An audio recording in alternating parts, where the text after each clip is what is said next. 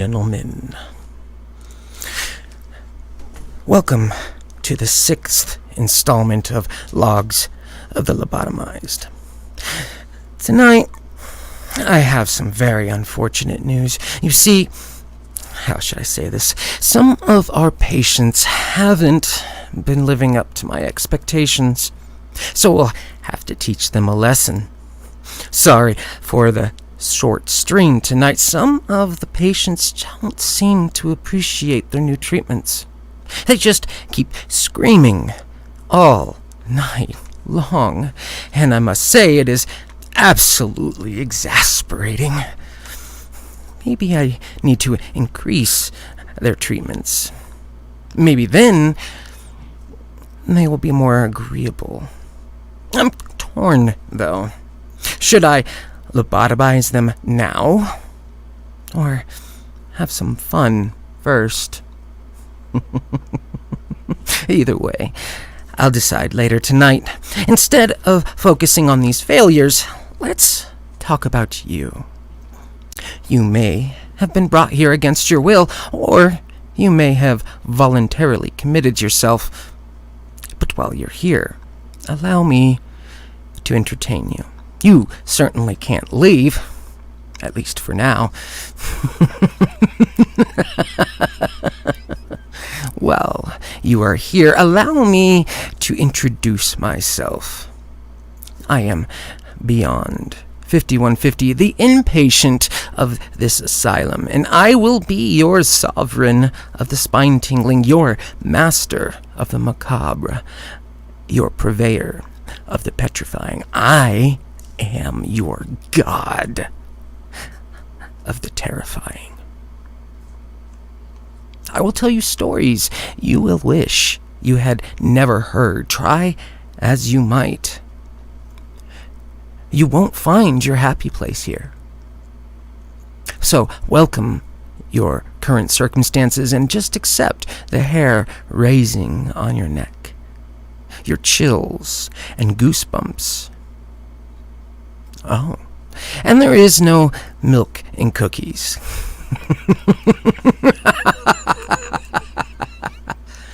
Now, sit back, relax, and wait for the doctor to call you back.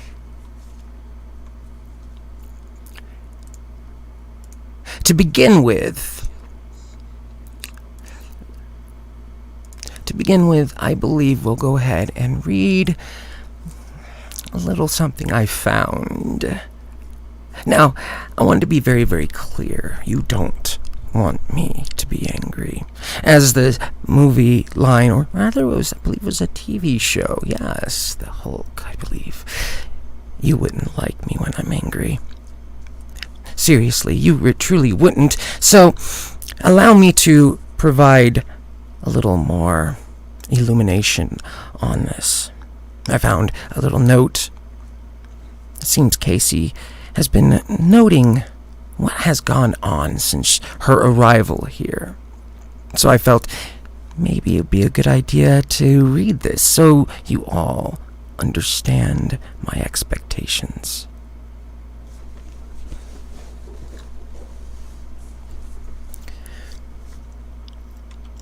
So without further ado, I believe I'll go ahead and read this short little note.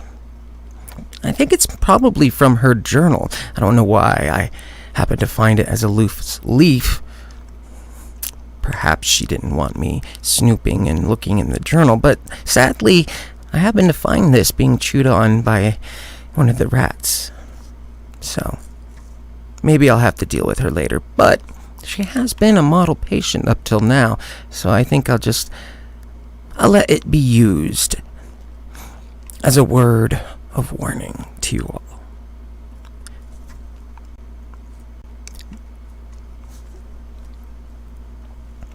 He snapped and finally lost his mind.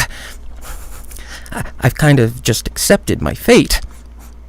As I said the last time we talked, I was a recluse before I ended up in this god-forsaken asylum, and my introvertedness has proven to be part of my downfall.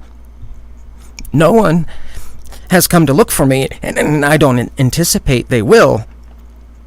Somehow, I've managed to work my way into his good graces, and I'm so very glad I did. Yesterday, he brought home a new rider, a young kid. Looked like he was fresh out of high school, maybe 18 or 19 at most. I guess he managed to figure out the internet because somehow he tricked this kid into thinking he was applying for a creative writing scholarship. When he left the asylum today, he even had a business suit on, trying to play the part of a college administrator. Even with the clean suit and his hair tied expertly back, I could still see that crazed gleam in his eye. When he came in the door, I noticed he had used the tie from his suit to cover the kid's face and used his belt to bind the guy's hands from behind his back. I'm hoping he didn't notice me peeking out of my room.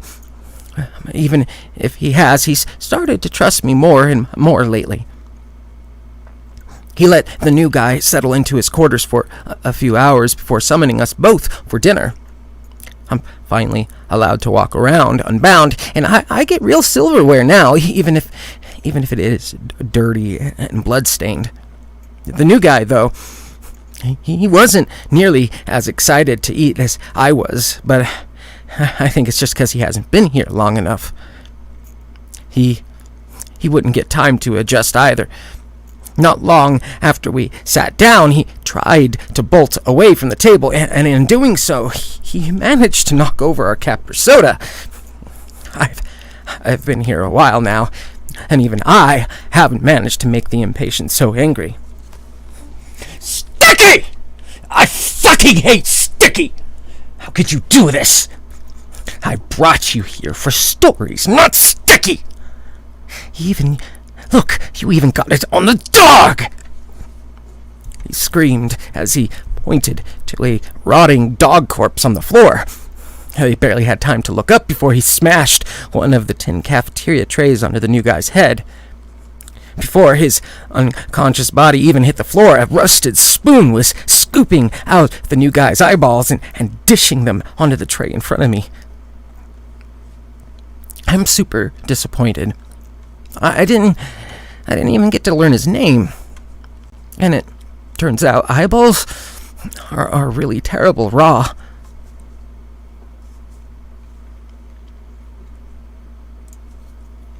Yes, I think that captures a way that a new view from you all. I do not like to be angered. I try to keep myself calm for you all. But I hate being sticky. It's okay. It's all right. That was dealt with. So I decided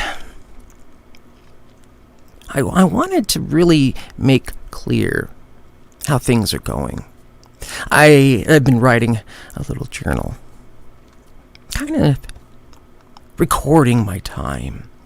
And I figured, it might be time for you all to understand what I'm really looking for, because clearly the writers have no idea what I'm looking for, what I'm wanting from them. So maybe this log maybe inspire you all.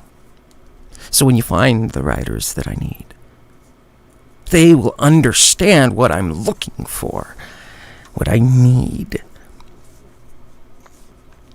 So, this is one of my logs I've written myself. And I think it makes clear a few things. I won't give any locations or times of date because I don't need any unwanted attention. But it does have a generalized understanding of when this took place, so I think you'll understand where this exists in the timeline of events. So, when you look for my new writers when you come visit. I want you to be clear what I'm looking for, and this will be probably the best way to do so. I will begin shortly here. I think I need to drink a little water. You see, I hate yelling. It makes my mouth dry.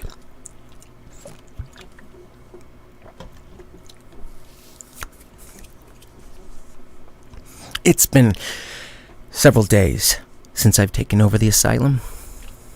I need to find something to satisfy that. Oh, it's indescribable. I've been feeling it over the past few days. I've been given this prophecy. It's so overwhelmingly euphoric. Maybe this morsel can calm me down a bit.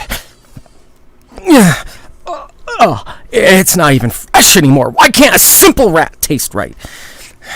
It tastes like a rotten shoelace. I have to do it. It's time to get my first relic. I can't wait anymore. That feeling is just pushing me too hard. I can't hurt it. No, not yet. I have to make sure it can write for me. To fill that hole inside me. Maybe that will stop the pain. But whom? I must be able to write exquisitely. Be able to write exactly as I see, as it truly is. To just ease that compulsion in my head. I can't hurt it. Can't hurt it. I have to take care of it. Yes, I can nurture it. Bring to life the beauty of hell. Should I let it feel some pain like I do every moment? No. Can't hurt it. Have to make it blue. Make it paint the blood of the world over this desolate rock, over this vibrant, miserable life. Yes, that's it. I can make it believe I am like it is. Then slowly show it how much shit it already lives in. Show it how to see the real world so it can make it pretty again. Bring to life the true horrors of existence. Then slowly, so slowly show it what it really is. It probably believes everything is pretty with disgusting blues and foul greens. They don't know the true delight of reds and grays. Blood is so satisfying. It must learn this. To perceive the truth of existence and feel the weight of reality on its shoulders as I do. It can finally know the pressure of the world watching its soul. I've got it! I can use the disgusting and crude devices to bring more to me, to finally give creation what it has demanded for so long. I've been searching the hallowed halls of this asylum, this temple, this home. I finally found the doctor's repugnant computer. I can finally search for it on this sacrilegious device. I found a place where many go called Reddit. I found so many delightful stories there. I'm certain this is where I will finally find it. It will undoubtedly have the perfect story. Only a mind such as mine can see what I see. The stories will expose the right one. I will have to find the right one first. One who can finally reveal what this world really is. One who is already under the beautiful blanket of trauma, whose body is not yet adorned with the scars of truth. Only it can be the jewel in my crown of thorns, letting free the blood, casting that beautiful anguish upon existence, letting out the screams of true agony. It's so lovely. It's been hours, no, days of wading through the sea of imposters and apostates, false prophets who wish they could have a mind like mine, who can see their world as it truly is, full of hatred and depravity. The words they type can't even linger on the reality of what I see. Those charlatans and deceivers think they understand what we are, what this is. They will never understand. I finally found it. Finally. After so long, that beacon of terror, that angel of pestilence, it will be mine. Now, my sweet, miserable ambrosia of death, I will guide you. I will help you see. You will be safe. I won't let humanity corrupt you with its innocence. I've decided to contact her. I think it's time to start. I've learned that many of these ridiculous apostates read stories to other non-believers on a webpage called YouTube. I hate to stoop to such a vermin's level, but I must get her. What scum, what disgusting creatures to think that they could even see. If they could see, they would scream in abject horror and wet themselves in terror. They could never be participants in such rapturous pandemonium. She will see. I will show her such wretched debauchery. I will convince her that I am nothing more than those heretics that litter this wasteland of the internet, that I'm looking for stories to read to all these renegade defectors of their paradoxical utopia. She will believe that I just need her stories when what I really need is her eyes. I need her mind. What horrors I'll show her. She'll be able to guide me into the fires of agony, the inferno of anguish with her words. I will finally see the ecstasy of purgatory. In time, she will see.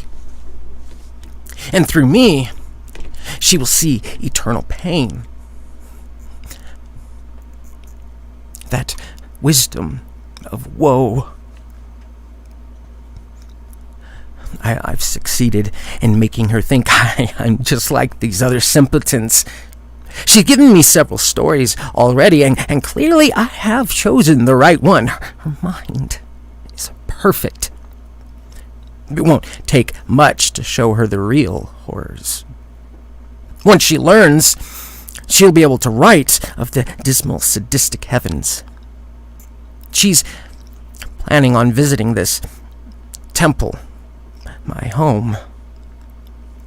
It'll be easy to start the plan while she gawks in awe of this mesmerizing mansion of the macabre. I can restrain her so she can finally learn.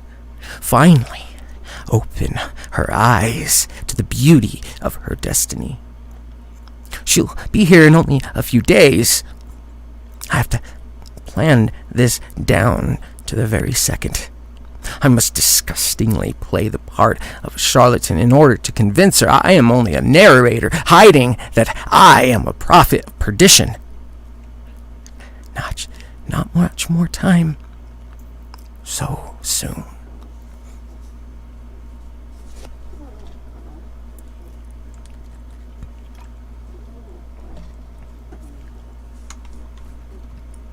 I think that fully encapsulates what I'm looking for. I mean, I need more writers.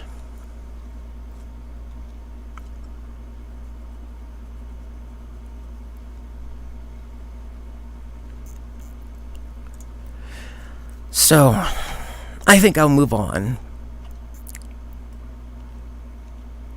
I've come across a story from another author, to see if he is worth reading, I believe. I believe he is. He has such a way with words.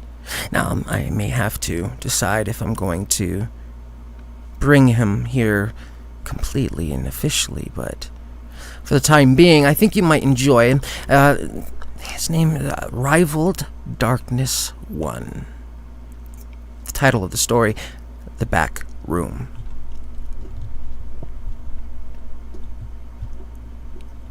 It goes without saying that the events in one's life will shape a person into who they are, supposed to be at the end of the road. And through that hard work and perseverance, you can achieve anything. Well, that describes 20-year-old Edgar Ponce, hard-working, loyal, trustworthy, and most of all, loving. His one apparent downfall is he doesn't have a mean bone in his body. Suffice to say, it has gotten him into trouble a couple of times, being walked on and such, but Edgar always seems to find the silver lining in things. And that always seems to comfort him through rough times. Edgar lived by himself in a 2-bedroom apartment. Or so he thought. You see, to Edgar, he never really felt alone. In fact, he always felt like something else was in the house, or more specifically, in the back room. The empty room of his house. He never knew what it was or why he felt that way, but every time he entered that room, his blood would go cold. His body would start to tremble, and if he stayed in that room too long, his mind would cause him to hallucinate. He was terrified of that back room. He tried multiple times to have it blessed and have people come in and do their own thing that supposedly worked to get rid of demons, but nothing ever worked. He eventually gave up and decided he wouldn't ever go into that back room again. Hopefully that would solve the problem. Things went well for Edgar for the next month. He didn't go in that room, and therefore he never had any problems with whatever was back there.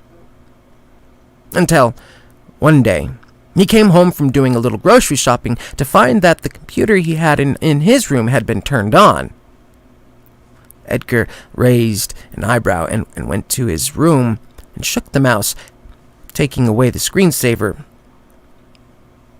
He then said the following words typed on the notepad of the computer out loud. "I miss you. We haven't talked in a long time." Edgar was more confused now than ever. Who had turned his computer on? More importantly, who had he not talked to? He kept up with all his friends, made sure that all of them knew where he was. So he shrugged and left the room, figuring it was just something he had forgotten about, and left it at that. He ate dinner that night in peace, but towards the end of the meal, he heard a noise coming from his room. It sounded like typing, like someone typing on his keyboard. Edgar was thrown off a bit, but didn't even consider the possibility that could be something supernatural.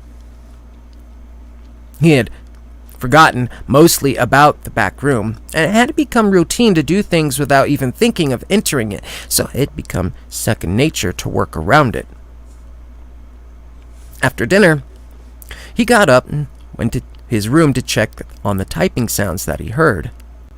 He stared at the computer in amazement. His eyes widened and his skin crawled.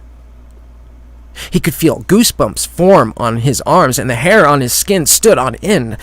On the computer, typed out on the notepad, was this sentence in bigger, bolder letters.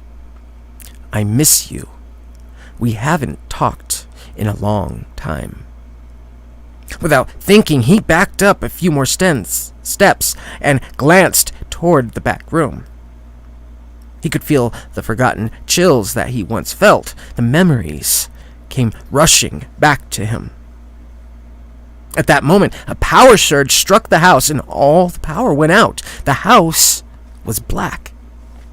Apart from a few rays of streetlights that showed in, he couldn't see a thing. He felt his heart quicken and his mind began to wander.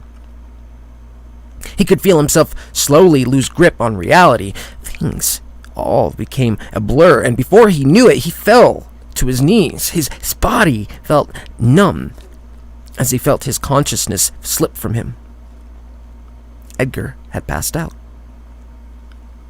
When he awoke, it was the next day. He slowly sat up as his head was still a little tipsy from the night before. He slowly opened his eyes and stood up. He looked around and once again felt the horror of the previous night. He had awakened in the back room. Clutched by fear, he dashed out of the house, desperate to be anywhere else but there. Surrounding people began to take notice as Edgar dashed past them. He just kept on running, not stopping, until he reached a park. It wasn't that far from his house, but it was a nice, relaxing park where kids could play and run around. It calmed him on the occasions that days didn't go as he had liked.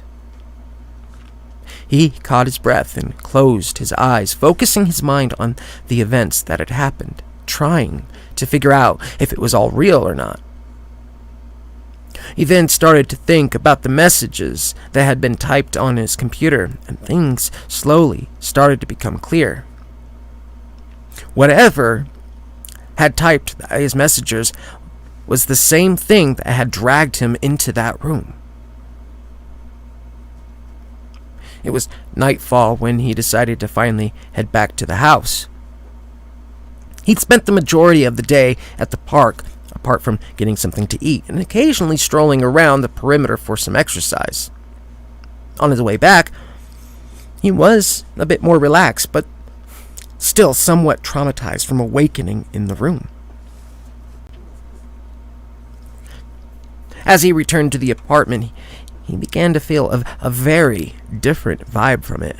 One he had not ever felt before. It had seemed that what he'd sensed in the back room had suddenly expanded. He felt that, like whatever it was, had begun to explore. He hadn't even entered the apartment yet as he began to get chills. He reluctantly unlocked the door and pushed it open. His legs began to tremble a bit, but he forced some courage out and walked inside. He then closed the door, but doesn't lock, just in case he needed to get out quickly. His eyes darted around the apartment in search of any type of change that may have occurred in his absence. None could be found upon the first look.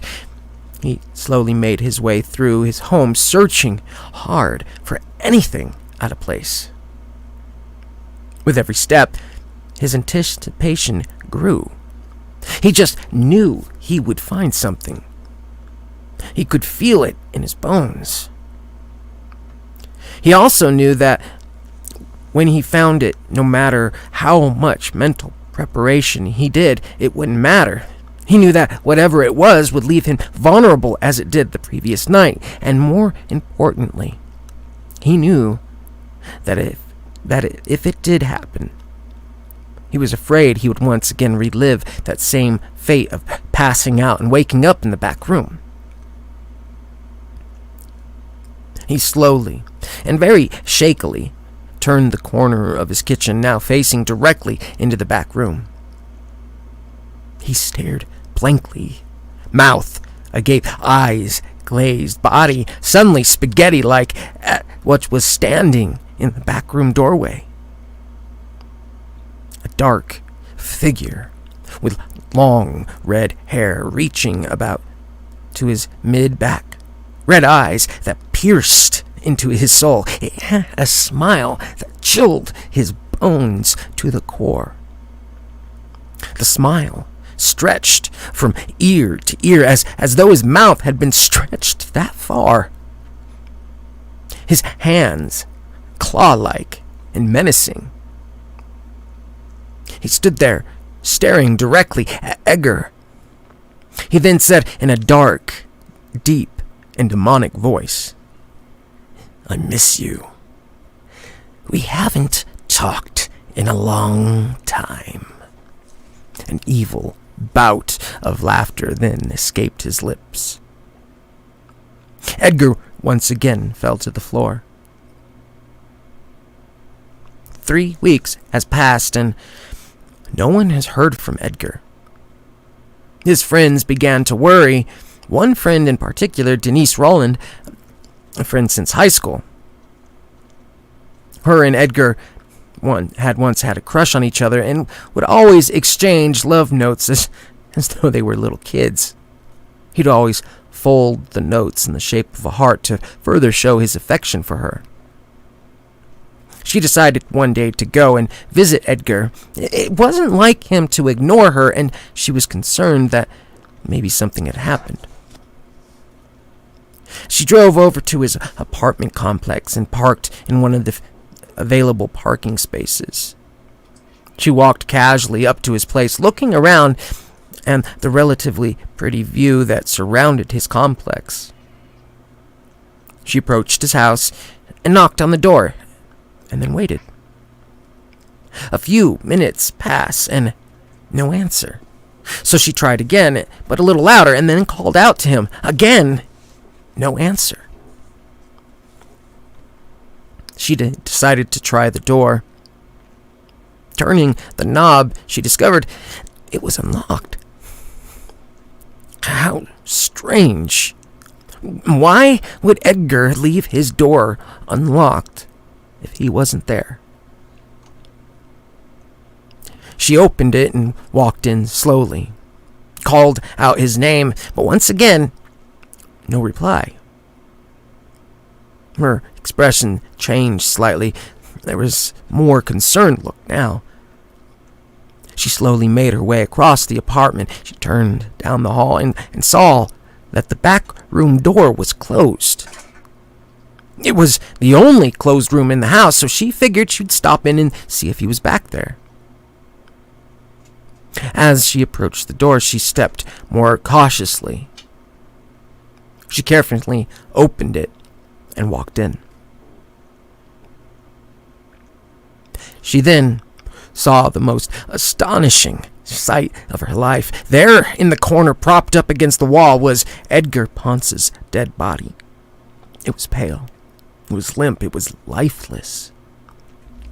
Just before she screamed, she noticed that in Edgar's hand was a note folded in the shape of a heart. She hesitantly reached for it and unfolded and then read the message. The message said, "I miss you. We haven't talked in a long time."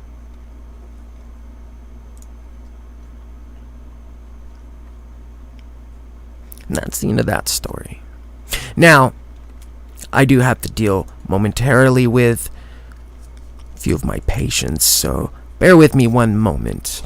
Apparently they're not following my directions, so I will be back momentarily. Please enjoy this moment. Ask questions. Talk with my other patients. I'm sure they could use the interaction.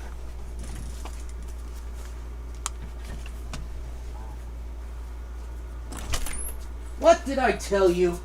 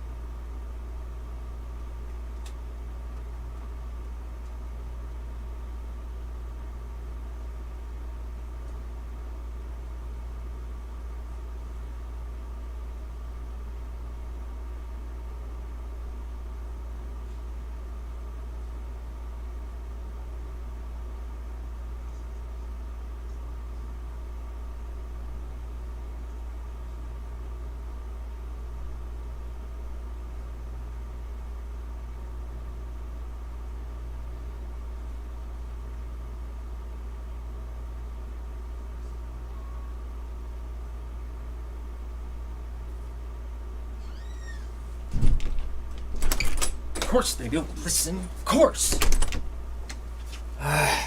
All right. Well, I think they'll enjoy it now. Alrighty. Sorry about that. Had some difficulties with the patients. Oh, hang on. It looks like one of my patients is... I have to deal with him again. One moment. I do apologize. They don't seem to be learning.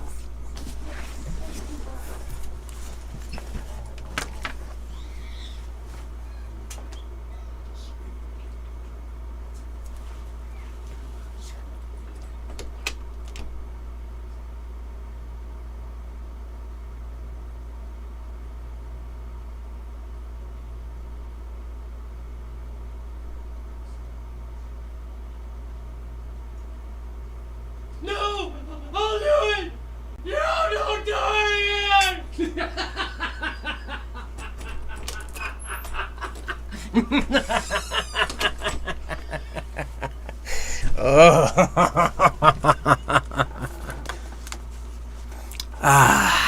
That was relaxing.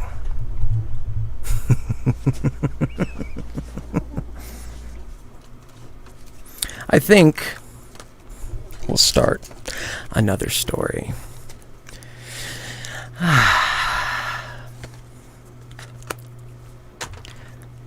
Feels like a whole weight off my shoulders. I think this time, maybe this patient will have learned their lesson. I guess we'll see, though. Alrighty, so this story is written by Casey. Casey, we're alien. The title is I Will Never LARP Again.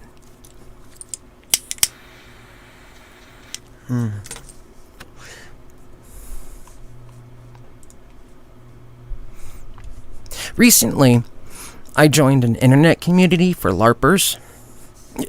If you don't know what LARPing is, it's a live-action roleplay.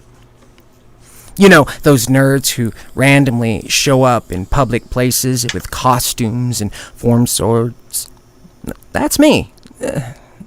Or at least it was. I loved LARPing, and not just historical LARPing, but any type I could get involved with. Dressing up and fighting or pretending to go on adventures was an amazing and refreshing escape from my rather toxic home and school life. I was strange enough without LARPing, and being the chubby kid who liked dragons and magic didn't really help my social life. But no matter, our LARPing group always accepted outcasts like me. Unfortunately, my local LARPing group consisted of mostly people fresh out of high school or people in their early 20s, and as people do when they reach young adulthood, they soon left for college and other adventures, leaving our small town behind, and me without a LARPing group. So I did what any lone nerd would. I went online. On a slightly infamous forum website, I found a subforum dedicated to my art. It was a beautiful community of role players. They shared costumes and weapons builds, events, even storylines. I learned so many things about the community at large, and it wasn't long before I found out there was a new group forming one town over from me. It was a little different from the group I was used to. My group typically stuck with your stereotypical fairies, mages, wizards, and bards, but this new group, they focused on horror storylines. Well, it wasn't my speed, but it still was the only local group to me, so I figured I would give it a shot. They had shared pictures of some amazing FX makeup, and the wounds they did with makeup, wow, it looked more than any injury I had experienced. Their weapon making was beyond astonishing, too. In one of their pictures they shared was this golden dagger with a jewel-encrusted handle and what looked to be ancient script on the guards. I couldn't believe it was a prop when I first saw it. They had listed an email on one of their forum posts trying to find new members, and before long I was emailing back and forth with the group's representative. The rep said they had weekly meetings, but I knew my mom wouldn't let me borrow the car that often. She sent me a reassuring email saying it was fine. I couldn't make all the meetings, just so long as I could make it to their big event the following month. She told me they would send some props and help me make some as well. Without hesitation, I quickly sent her my address and eagerly awaited my package, hoping my mom wouldn't get it while I was at school. I knew she would be livid that I gave out my address to strangers online, plus she was beyond ashamed of what she called my childish hobby. She says someone my age shouldn't have such a strange and vivid imagination, that I should be more mature. I am a junior in high school after all. Luckily, the group's rep sent it with a tracking, so the day the package was supposed to arrive, I magically came down with a stomach bug and had to stay home from school. I ordered enough stuff online. I knew there was a large chance the package would arrive before Mom had left work, and with me staying home from school, there was even the risk she'd want to stay home to check on me. I somehow managed to convince her I was just going to sleep all day, and that her being a helicopter mom would just only slow my recovery. I watched out the window as she backed out the driveway, and I got really lucky, because right after my mom left for work there was a knock on the door. The package for my new LARPing family was here. I held my breath as I ran to the door. I felt like I was holding the key to my brand new life when I picked the package up off the doorstep. I cradled the package like a new father would his firstborn as I went upstairs to my room. I set the package down on my computer desk. Thoughts of stage makeup and costuming supplies filled my head as I ripped the tape from the box. I was more than slightly disappointed when I moved the flaps of the box, revealing some gold-toned jewelry and what looked to be shrivel-up wads of liquid latex with little hairs sticking out of it. I couldn't figure out why they sent so many pieces of used latex. I assumed there was a purpose for sending them to me. The jewelry was heavy in my hand, and I had a feeling this wasn't just costume jewelry. There were two pieces, both necklaces. One featured a heavy chain and a large pendant with a grotesque-looking eye emblazoned on it, and its iris featured a sparkling red stone. The second necklace had a similar chain, but it had a pendant on it that was shaped like a large tube. It had some ancient script I had seen in the pictures online engraved on it.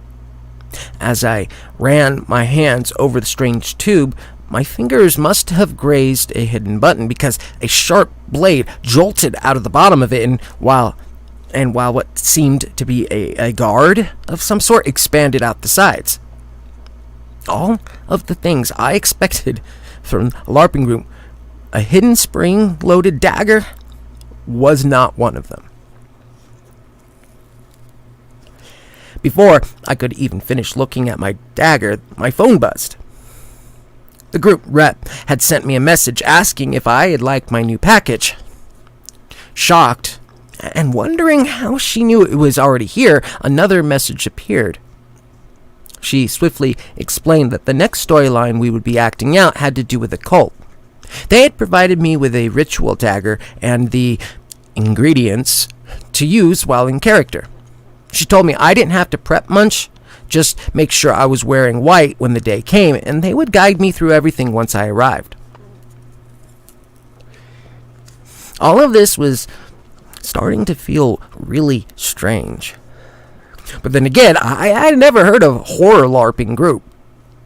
They seemed friendly enough, and in my desperation for friends, I really did not want to question things too much.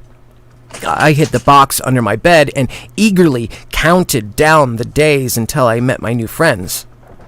In the coming weeks, we exchanged more messages, and I grew more and more comfortable with the group. They excitedly told me this would be their biggest meeting yet, with members coming from all over the U.S. to participate. I devoted my time learning about cults and everything horror I could. I learned about everything from the Jonestown Massacre to the history of horror as a writing genre, and even the development of monster FX makeups. As I learned more, I started to notice strange things happening around me. I started to hear faint whispers at night as I laid down, coupled with small noises coming from beneath my bed. Bear with me one moment. It appears another patient has come in and is interrupting me, so I must deal with them. Bear with me.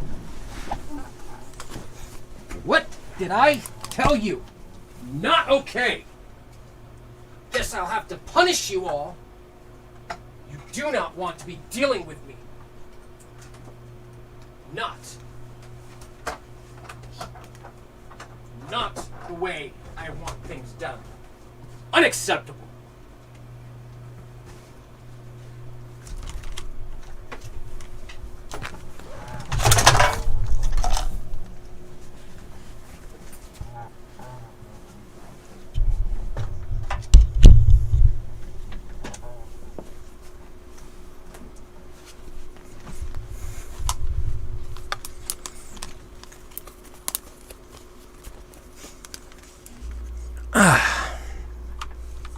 I do apologize. Apparently they weren't liking the snacks I had sent them. I'm debating if I should even send them any in the future. Alrighty, back to the story.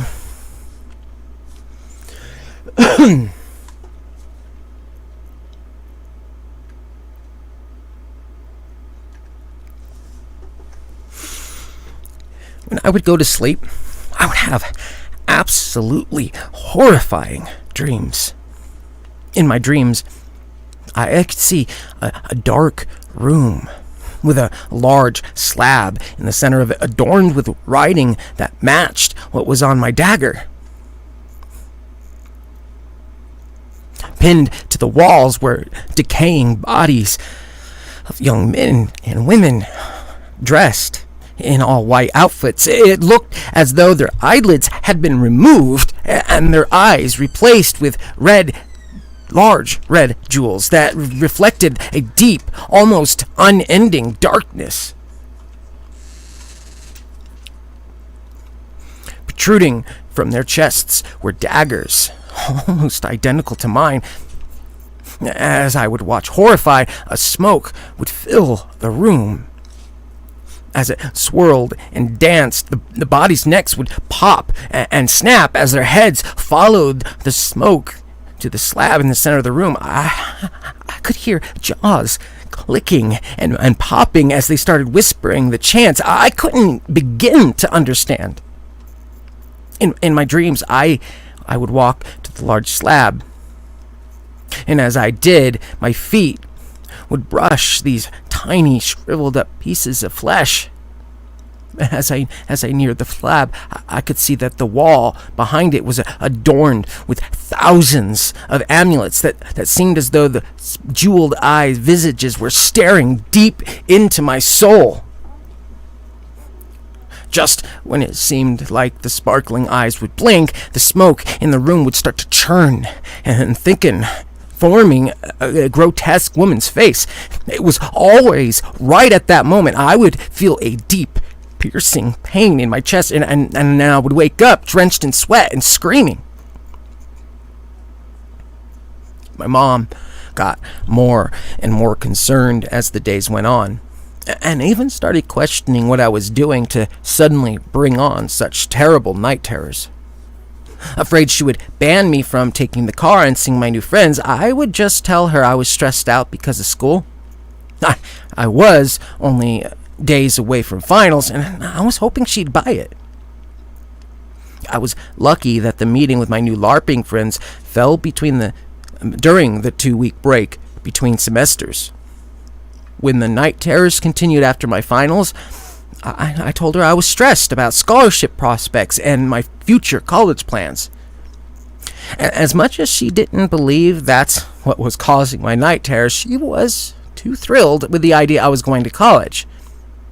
I'd never mentioned it before, and to be frank, my grades weren't exactly great. Part of me was honestly hoping that these terrible dreams were from stress. Maybe it was school, or the fact I had been without friends for so long. Little did I know, it wasn't stress getting to me at all. Before I knew it, the day to meet my new friends had arrived.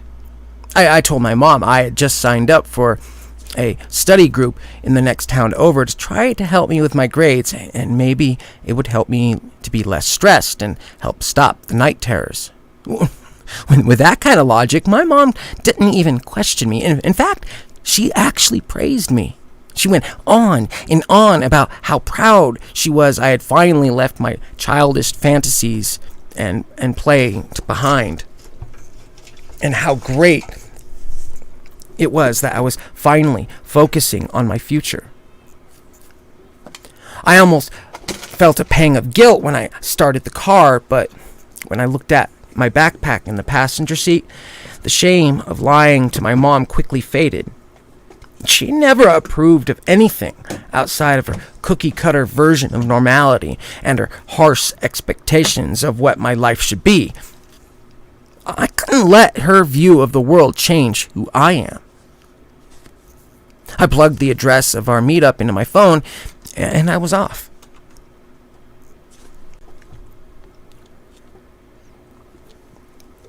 Most LARPing sessions are held in parks and other open spaces, so I wasn't totally surprised when the address was an empty parking lot.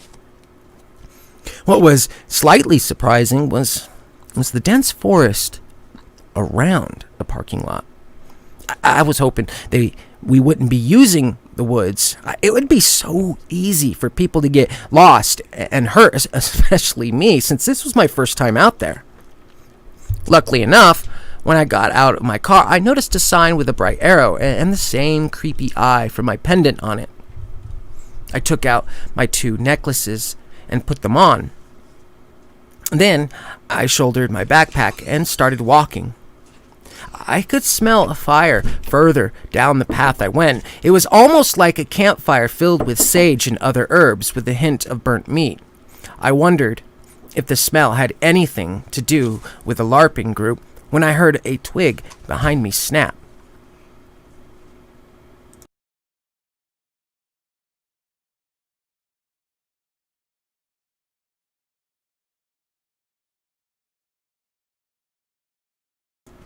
When I opened my eyes next, I was laying down in a cold and damp room. I tried to move my hands to touch the throbbing knot on my head, but I quickly realized they were chained behind my back. As my eyes focused, I saw I was in a room from my nightmares. The smell of putrefying, rotting bodies permeated my nose. I could feel the cold slab underneath me.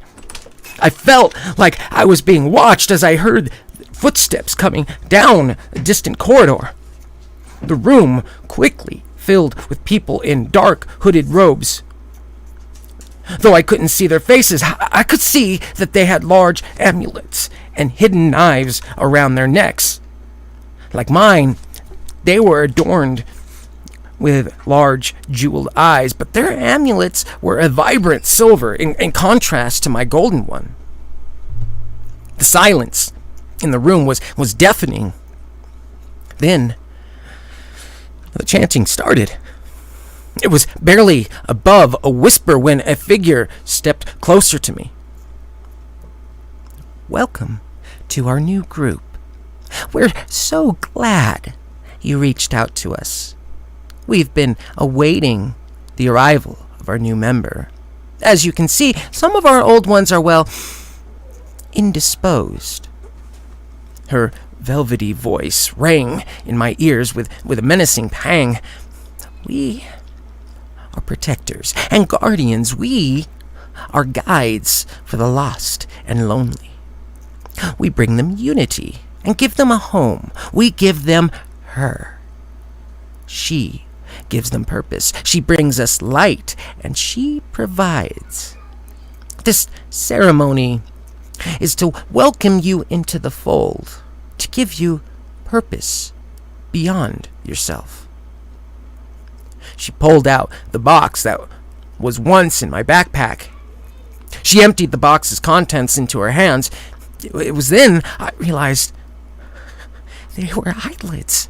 They weren't just pieces of FX makeup prosthetics. These were real eyelids that I had at one point held in my hand. She came towards me and started to struggle against my restraints, but I couldn't move. She stroked my cheek. I could almost feel her smiling behind her hood. She quickly and expertly placed the eyelids in an intricate pattern on my stomach and chest. Out of the corner of my eyes, I saw smoke filling in the room. As the gray wisps danced in the air, the chanting grew louder. I could feel the amulet on my chest vibrating and heating up.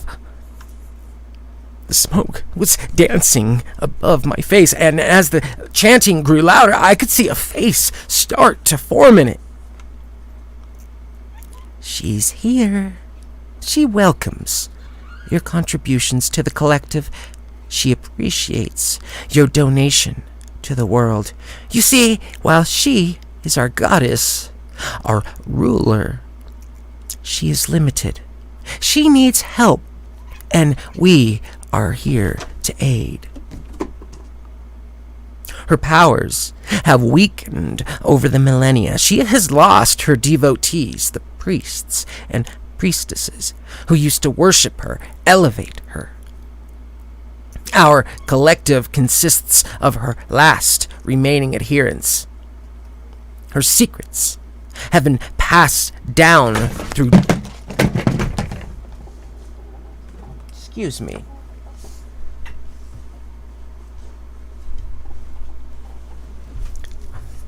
Stumbled, tripped over something. Where we were at. Our collective consists of her last remaining adherents. Her secrets have been passed down through generations of loyal disciples. We remain to help her, protect her.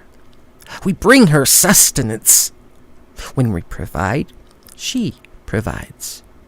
In exchange for sight, she protects our lands, the trees, and the forests.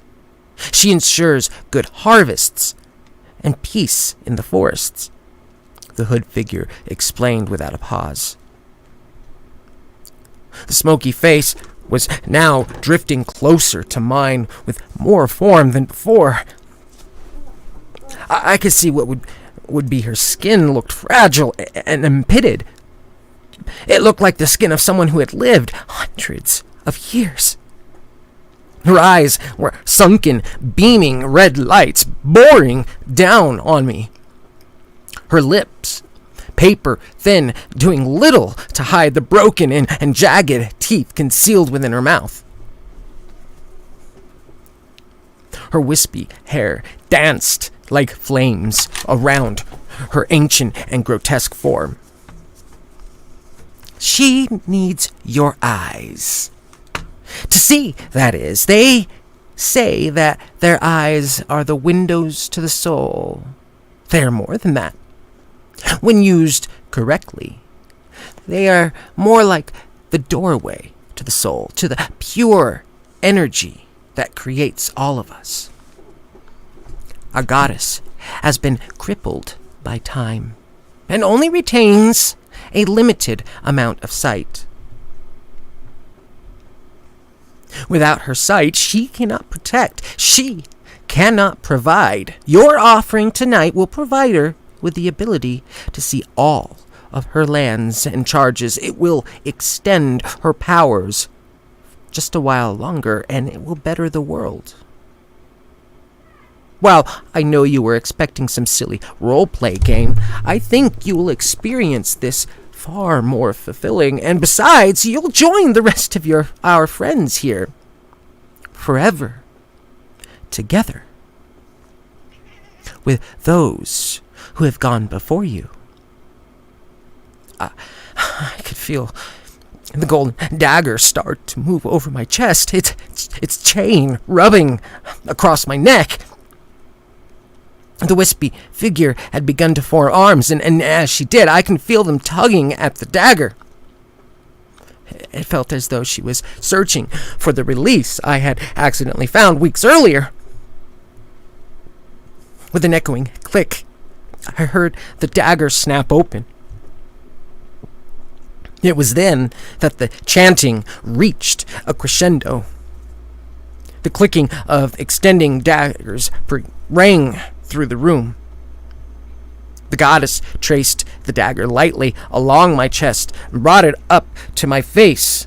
And as she neared my eyes, she let out a demonic, ear-piercing shriek. It was at that moment I could see the silver daggers piercing the hands of her followers. As their blood dripped to the floor, the goddess whipped the dagger across my face, ripping the eyelid from my left eye. I screamed in horrified agony. Blood began flooding into my vision, and the pain was excruciating. I started sobbing. Tears stung my open wounds as I tried to thrash my head around. I started pleading as the goddess brought the dagger towards my other eye. Bear witness to the truth, her haunting voice said, barely above a whisper. Suddenly, there was a bang and yelling. All of the followers of the collective had sounded like women, and even at the chanting's loudest, it sounded like a calm hum, but this new noise sounded more frantic, authoritative. Their footfalls sounded heavy. A familiar voice rang through the chamber as I started to black out. I never knew that even without an eyelid, your sight can fade to darkness. I heard women screaming, men yelling, and I almost thought I could hear my mom. The last noise I heard was the goddess howling in agony, almost like an animal caught in a hunter's trap. This time, when I awoke, it was in a hospital room. My mother was there, and so were two policemen. I could tell my mom had been crying, and the policemen, while stern, seemed very shaken as they stared at the bandage on my eye. They quietly explained what had happened. Apparently, my mom was more than just shocked when I mentioned going out of town for studying. She knew I was lying. I guess in some ways I'm lucky she's kind of crazy and overbearing, because she assumed I was going to buy pot and decided to follow me. When she saw me get hit by the cultists, she ran out of the woods and called the police.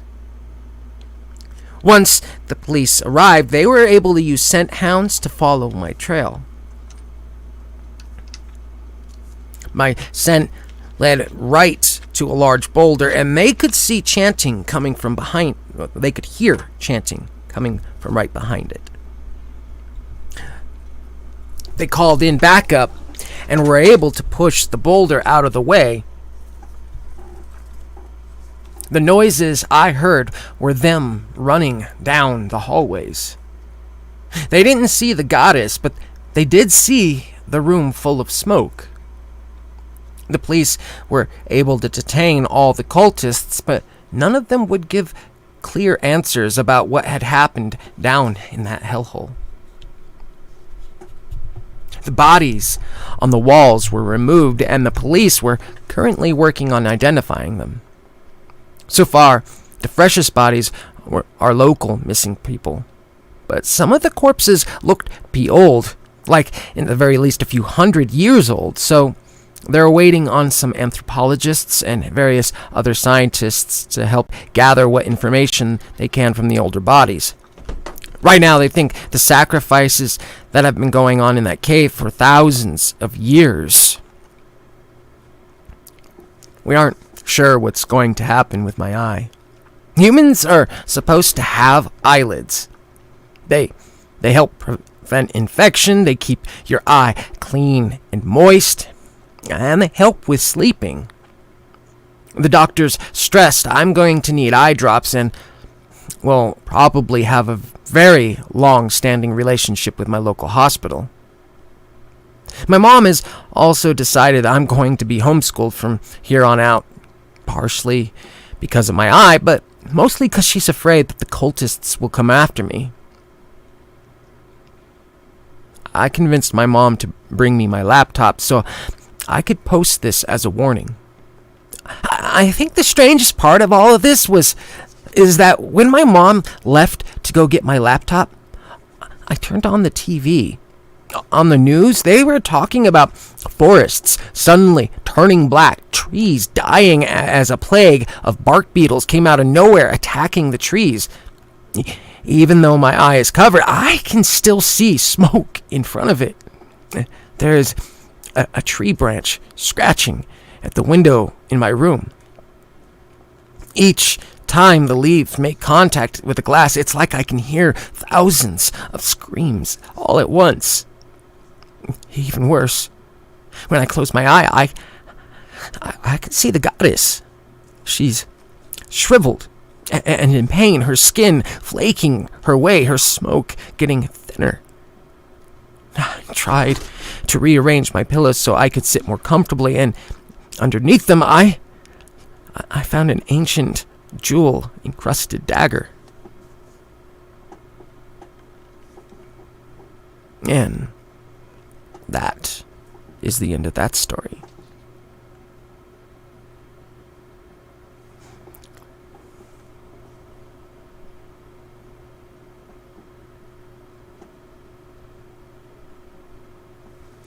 So, I hope you all have enjoyed that story. It's quite well written, I think.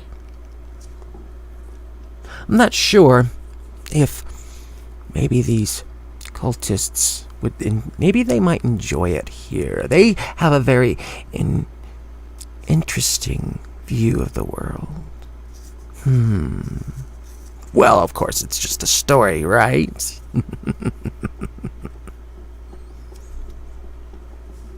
Okay, so I think I will find another story for us to read momentarily.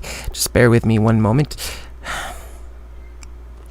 I have to keep making sure these patients are following the rules, and for some reason today they just don't seem to be doing so. I don't understand what's going on. I don't believe a full moon tonight, but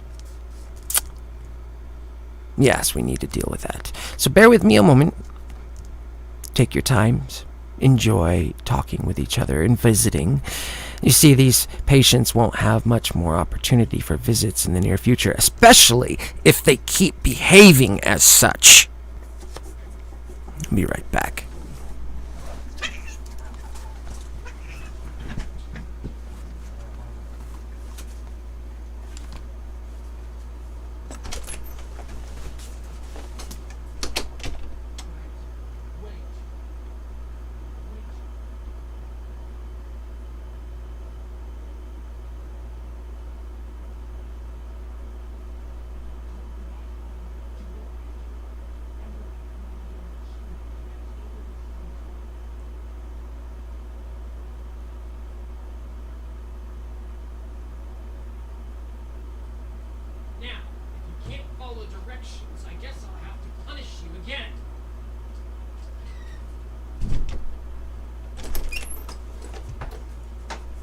didn't I say?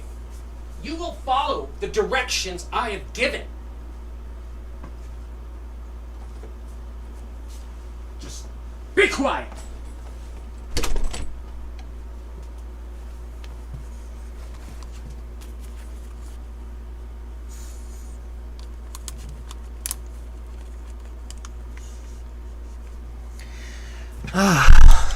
Goodness.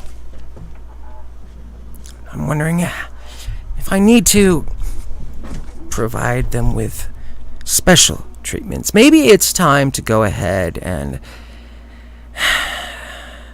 go with the lobotomies. I mean, it does definitely calm them, but, sometimes either they don't make it and survive, but then I get experiments, so I don't know. It's a hard one.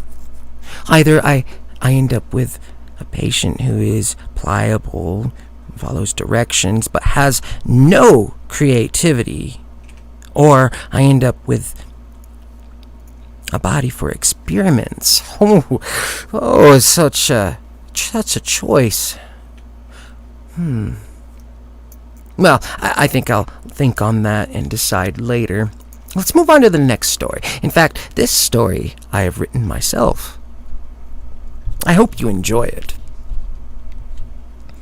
See, I'm not just a narrator. I do enjoy writing a story here and there.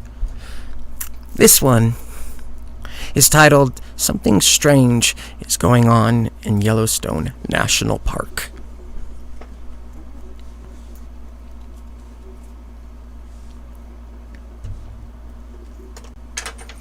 I found this very strange journal when I was hiking in Yellowstone last summer. Normally, I wouldn't even bother to mention it, but when I found it just sitting off the edge of the walkway around those big hot springs, I was curious. It's one of those really classic leather-bound journals. And I love all those rustic styles. After picking it up, I looked around the crowd of people roaming the walkways, thinking maybe someone just dropped it, but no one looked like they were looking for something. I even shouted that I found it, hoping the owner would come for it, but after getting a few strange looks, I figured the owner was long gone.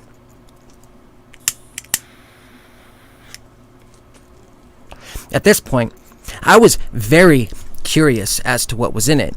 I figured I might find some information to allow me to locate the owner, so I thumbed through it. What I found was shocking. Now, initially, I thought it was just a story, kind of like those creepypastas they have on Reddit, but as I continued to read, it was clear that this was not just a creepy story.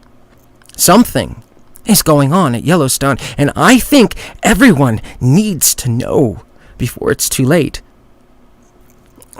What I'm about to tell you may sound like flat-out insanity or someone trying to play a joke, but I swear, this is real. After I read the entire journal, I was thinking the same thing. I thought it was just a story, then even tried to brush it off as a joke, but my curiosity got the better of me, so I looked into it. I even spent the rest of my vacation investigating the information in this journal. I mean, if it was real, I had to know, or at least calm my fears and worries. What I found was far more terrifying than I had even imagined. So back to the journal. It was written by a gift shop worker named Sarah, who worked at the Old Faithful Basin store. She wrote she was very friendly and would often chat with customers about their vacations and such. She was so well liked, apparently, that she often got repeat visits from customers, sometimes just before they would leave or because they felt comfortable with her and she was honest. Whatever it was, Sarah was definitely not a wallflower by any means. She wrote that she began to notice visitors disappearing. She started to get concerned when visitors would come ask her about their missing relatives, although there was no missing persons listed on the daily bulletin. Apparently, the day after they would be chastised for breaking a park rule by a ranger, they would mysteriously disappear.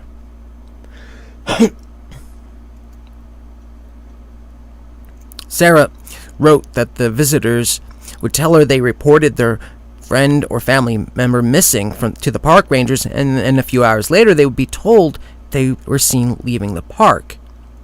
Yet the customers would often say they tried calling their missing companion but just couldn't get a hold of them. Sarah tried to calm their fears by telling them there was often terrible cell service due to the mountains. Her worries started to grow as more and more people would go missing, yet not a single one of them would show up in the missing reports. It was at this point when she started to look into the strange event. Sarah began offering to keep a lookout for the missing people and traded numbers with frantic families. Now, I know what you're thinking. I looked into the missing persons reports at Yellowstone, and none of the people listed missing in the journal are listed in the missing persons registry at the park. Not a single one of the people that she described is listed as missing in the park. Yet the families swear up and down they went missing in the park. I even asked myself when I called Yellowstone Park Service, claiming to be a journalist, and every time I mentioned one of the missing, and I mean every time, I was informed that that particular person was seen leaving the park. Clearly, there was more to this than the Park Service was willing to admit. I decided to spend the rest of my summer vacation looking into this issue. So back to the journal. In the next section of the journal, Sarah said she started looking into these missing persons with greater intensity, spending her evenings researching each individual, trying to find any connections or links between them. She started questioning a few park rangers, asking simple questions such as, "Have you heard about this person? Their family said they went missing from Campground A, and did you happen to see this person actually leave the park?" After a couple of weeks of questioning the visitors' disappearances, she came home to find a note pinned to her door. When she read the note, she was shocked to find, "Stop looking. You wouldn't want to lose that precious job you seem to love so much." This, however, only served to solidify her determination to investigate the disappearances. Clearly, this wasn't just a tourist lost in miles of the park. Something sinister was actually going on. After a couple weeks of investigating and finding no real leads, Sarah happened to overhear a couple park rangers talking. Their hushed discussion seemed unusual, prompting her to decide to follow them at the end of her shift. As soon as her shift ended, with her mind almost entirely focused on the mystery, she didn't even notice when she almost slammed into the back of the same two rangers she overheard earlier. So after cheerfully saying something like, "I'm sorry, I didn't see you. I'll see you tomorrow. Have a great night," she shuffled away quickly in the direction of the parking lot, as if to go to her car. The rangers seemed to ignore her presence as she continued down that path. Once she was sure they were not paying any attention to her, she ducked behind a tree and waited until they were almost out of sight before following them down the path. Being a gift shop employee, she was not used to the long hike, and after what seemed to her like miles, she began to become nervous as the sun was starting to set behind the mountains, and yet the rangers never stopped. Sarah began to question her determination as thoughts of bear and bison attacks began to slip into her mind, since she saw the daily reports of visitors having encounters. But she pushed them away and steeled her resolve and continued her pursuit of the rangers. Hours later, she crept along the path, as the half-moon rose, casting an eerie glow of darkness in the darkness as she pursued the rangers. Sarah was starting to become convinced that the rangers were only checking the park after closing, and just as she started to turn around, she noticed a new light over the rise. As she slipped from tree to tree, getting closer to her quarry, she began to notice an odor of sulfur mixed with pine. She finally crested the rise and saw a cabin with an odd chimney in the center. Anxiety filled her as she debated getting closer to the cabin in order to see what was going on, but fear won the day, and she retreated. It took nearly 3 hours to return, almost getting lost several times along the way. Once she reached the parking lot, she immediately drove home, without stopping, constantly checking her rearview mirror, worried she might be followed. Thankfully, she never saw anyone follow her, and her fear and anxiety began to subside. Once she reached home, she breathed a sigh of relief and started to think the entire event over in her mind. Sarah wrote how determined she was to still look into what was going on, and decided to use her day off to check the cabin during the day. Apparently, she was so nervous and excited she slept fitfully, but woke up even more determined to solve the mystery. She wrote she felt she was living one of those mystery books she loved to read.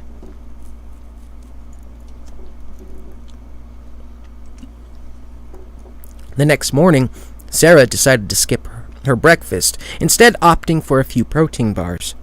She also made certain she was dressed appropriately for a long hike to the cabin. After driving to the store parking lot, she decided it might make the rangers suspicious if they saw her car in the lot and not working, so she decided to park a bit further up the road, off a small, unmarked trail. She then hiked for several hours in the direction of the cabin, making sure she was alone and not seen by any park rangers. She didn't want to blow her chance to find out what was really going on. After almost 3 hours of hiking, Sarah was about to give up, and panic started to set in, thinking she'd gotten herself lost in the miles of forest, when she finally crested the small rise again and found the strange cabin. The cabin was even more unusual in the day. It was roughly circular with a central chimney that seemed to exhaust smoke that smelled awful. It was then she realized it was not smoke but steam, and in a flash of understanding concluded that the cabin was built around a hot spring that wasn't listed on any of the park maps. The facade of the cabin was clearly the original, appearing to have been built at the turn of the century. The rest was definitely upgraded, looking no more than 10 years old. After spending the next hour watching every direction and closely watching the lodge for any movement, she decided to get closer and find out what was going on. Sarah quickly crept up to the building and looked into several windows just to be sure no one was around. After confirming that she was alone, she circled around to the main entrance. The door was unlocked, which surprised her. If this was Park Service property or even USGS, the building should be locked when no one was on site. She almost decided to leave at that moment, but her curiosity got the best of her, and she pressed on. She swiftly opened the door and quickly closed it behind her while tiptoeing down the entranceway. There was a room on the right and on the left before the main doors into the room surrounding the spring. She chose the room on the right, hoping to find some sort of information relating to the building. Once she opened the door, she was shocked to find neatly folded stacks of clothing with pairs of shoes on top and the occasional hat, backpack, or purse. Many of the piles had a camera as well. It was done so well and so carefully, as if lovingly prepared. The image was shocking. reminding her of old horror movies where the killer has a shrine of their victims. Sarah's heart started beating faster, and her breath caught in her throat as she looked around the room. There was dozens of neat stacks, maybe even 50. As she looked closer, she noticed that further down the line, the clothing became more dated, the rows ending in clothes from the turn of the century. It was clear something sinister was going on. Frantically, she began to search the clothing for any kind of identification, and yet every single stack had nothing. Even the cameras had no film or memory cards. She concluded that any identifying information was deliberately removed. Suddenly, a large bang echoed down the hall. Her heart jumped to her throat as she frantically looked around. Fearing she might be caught, she bolted down the hall to the doors into the spring room. The moment she entered, a wall of oppressive heat overwhelmed her, and she nearly started to cough on the fumes of sulfur. Stifling a cough and a gag, she stumbled around desperately, searching for a place to hide. As she scanned the area, she saw a large path that led to the center of the pool. At the end, a large altar.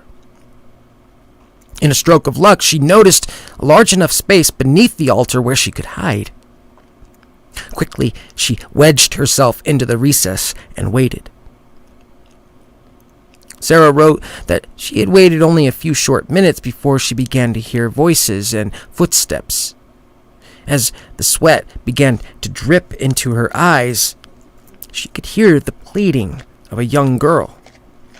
"I swear, I won't ever jump the fence again. Just let me go. I won't break another rule. I don't want to get in trouble." It was only maybe a minute when the pleading suddenly switched to a short shriek and desperate cries. "Please, no! I won't ever come back! I won't tell anyone! Please! Please! Please!" While the girl was begging for what seemed to be her life, Sarah started to notice a calm murmur of many voices.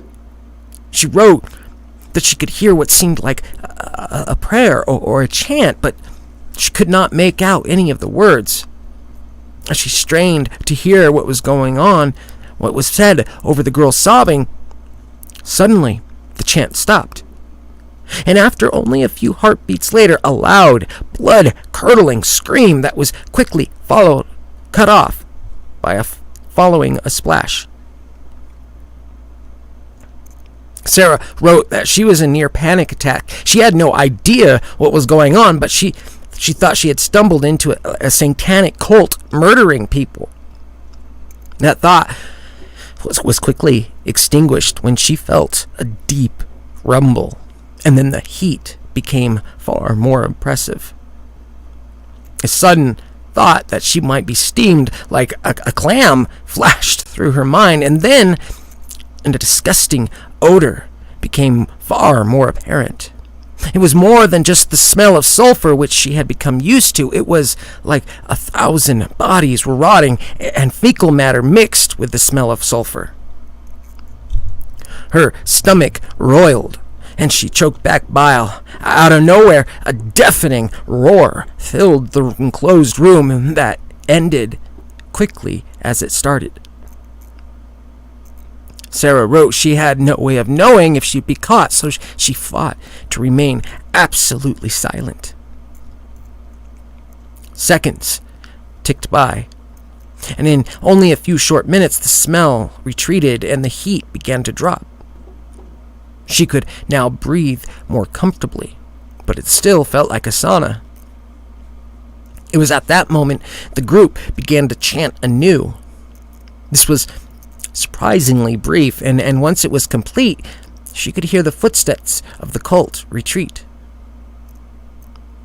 Sarah was concerned that if she got up too soon, she would be caught, so she waited for many long minutes.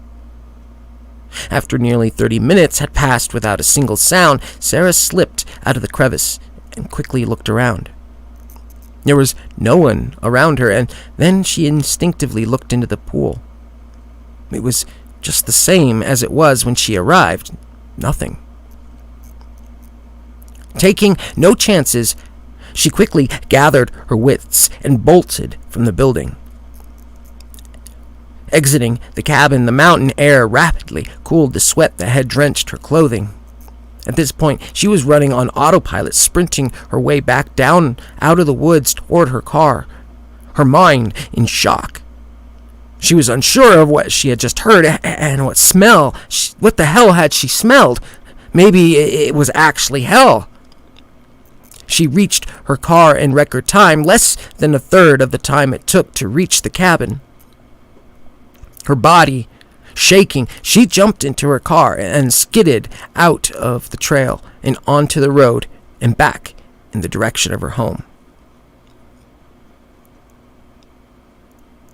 At this point, there's more to the story.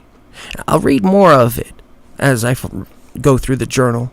There'll definitely be more.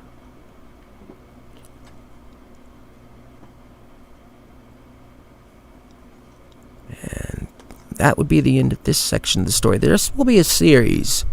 I hope you enjoyed this story.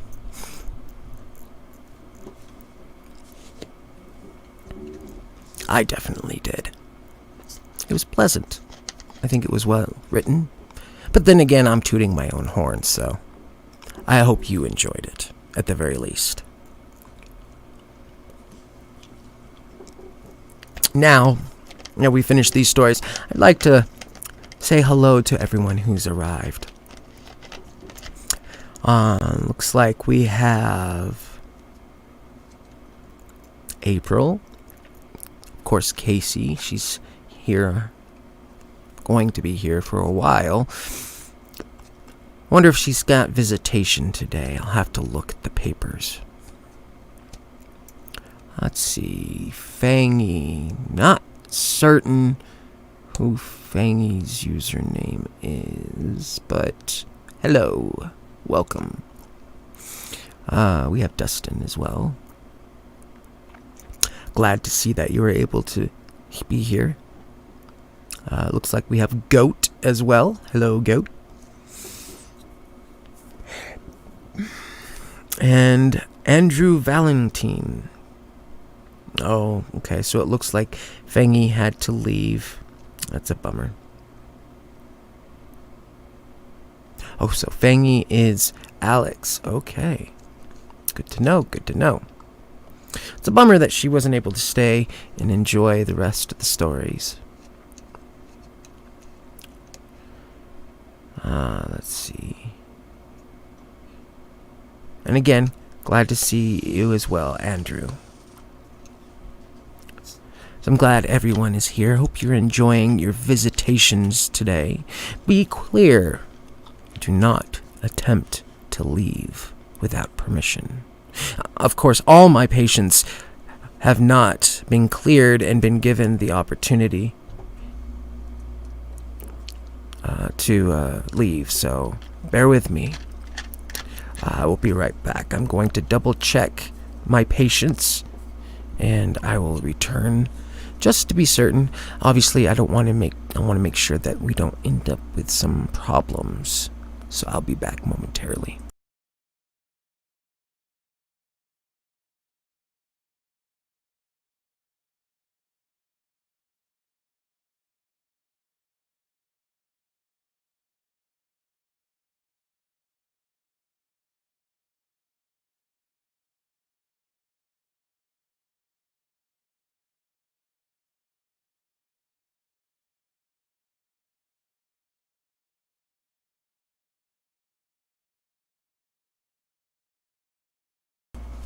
Alrighty, that's better. I think everything's been going well. Looks like my chastising sunk in. At least a bit for the time being. That may change. I'm still debating what if I should punish them. How I should punish them, that is.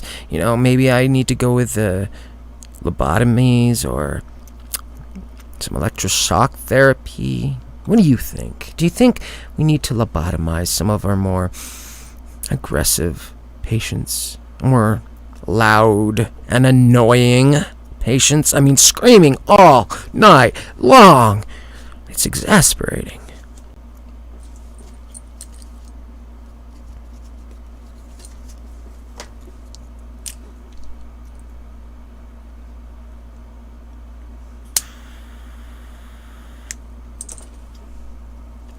All right.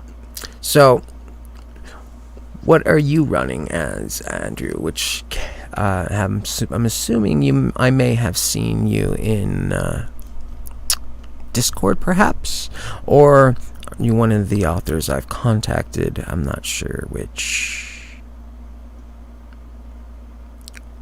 Ooh, Chinese water torture. You know, that drip, drip, drip might just get them screaming a little too loud, though. And I'm sick of hearing screams at night.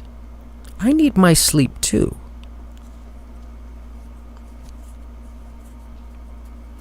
Yes, they don't exactly need their eyes anymore. Well, at least the most difficult ones, because clearly they're not going to give me quality stories. So, maybe we can find a better use for them.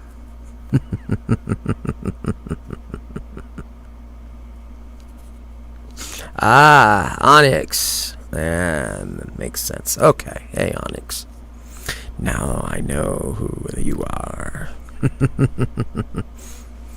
Okay, so we're going to move on to our next set of stories. This set of stories are from a very interesting author.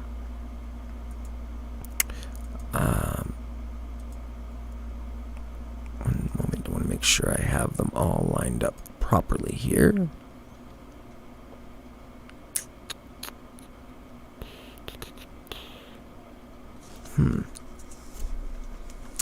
Odd.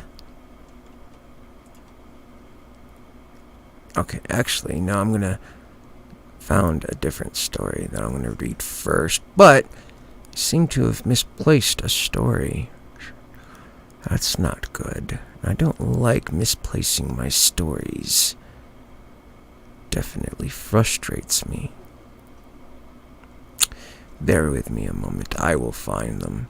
The ones that I want. Specific authors provide me specific stories, and of course, I want to make sure I provide the authors with quality readings.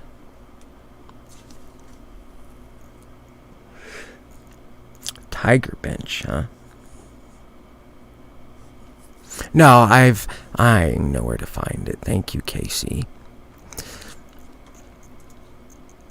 Although you're starting to get a little too friendly. Are you sneaking something? Do I need to be suspicious of your behavior?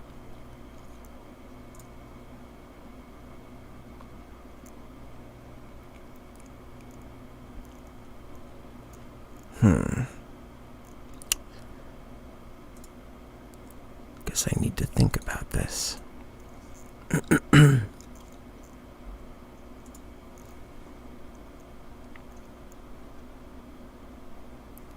Okay. I believe I found what I was looking for. It'll be a story I'll read a little bit later. The first one I will read is another story from Casey, which is another reason why I'm getting suspicious. Maybe she is just trying to placate me, and I don't know if I need to deal with that. I guess we'll see how things go for the future here. Okay, so the story that she has written here is titled, I've been sleepwalking lately, and tonight I'm turning myself in to the police.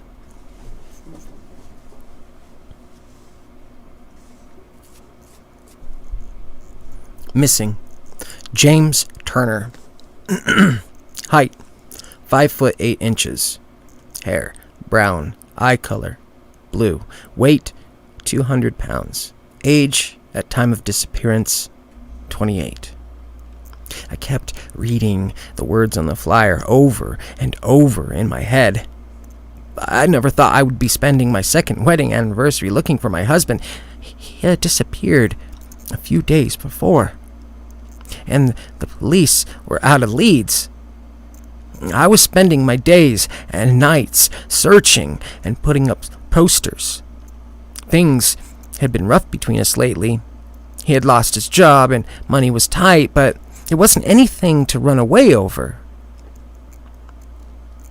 He didn't have any enemies, no one who would want him to disappear. He had left late that fateful night to help his friend whose truck broke down. I was getting ready for bed when I woke up the morning. He wasn't next to me.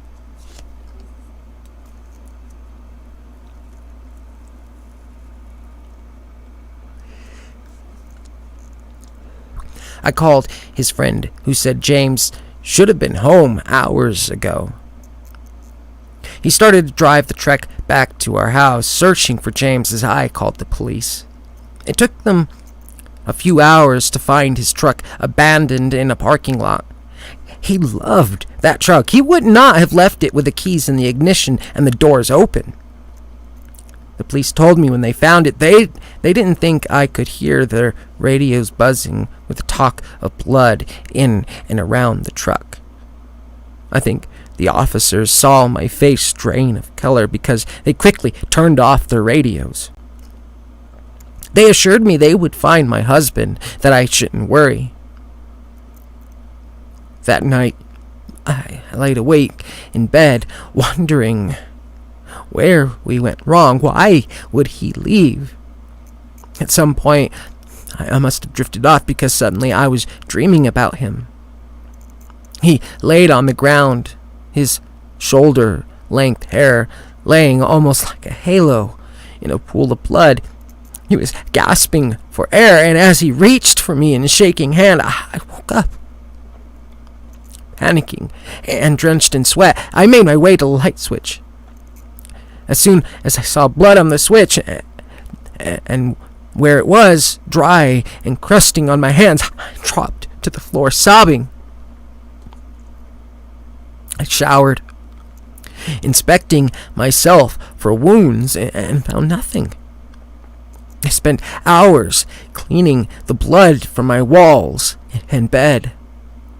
Exhausted, I fell back to sleep, and when I woke the next morning, I managed to convince myself it was just a dream.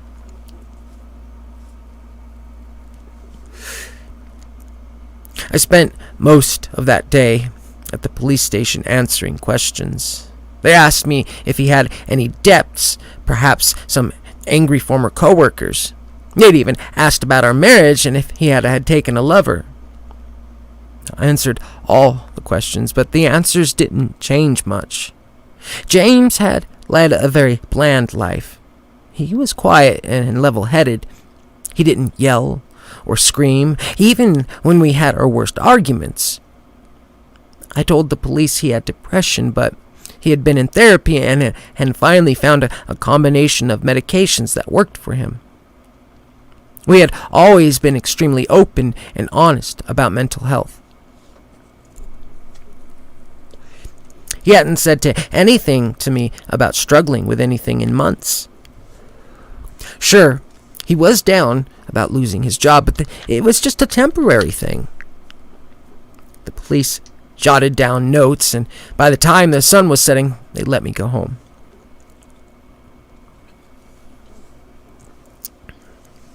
That night led to even more restless sleep than the previous night. I tossed and turned, feeling the heavy weight of emptiness on his side of the bed.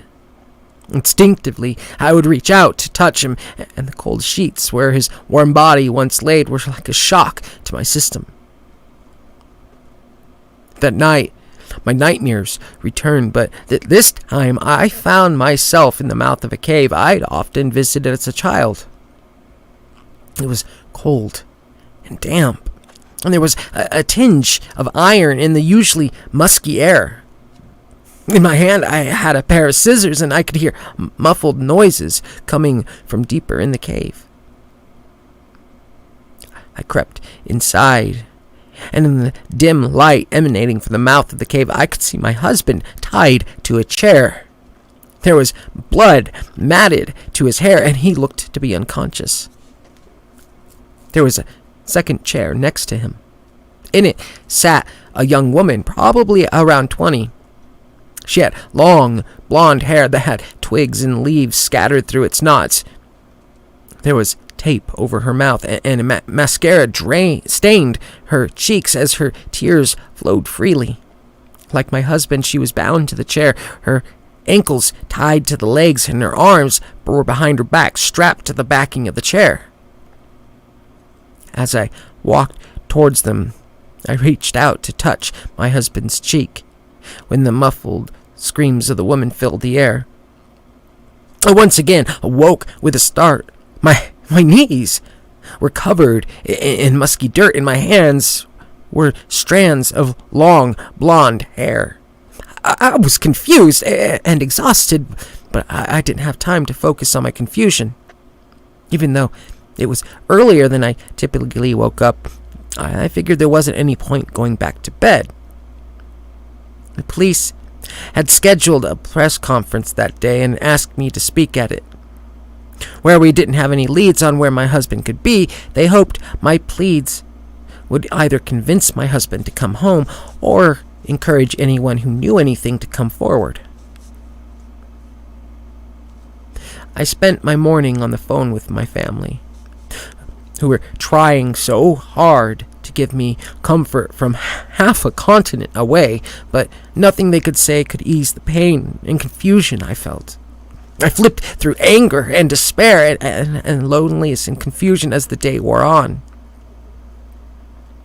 When it came time to get ready for the press conference, I just sat, staring at my closet. There, peeking out behind all the clothes, was a bag that contained my wedding dress. That bulky white bag was like a backdrop. The memories that ran through my head.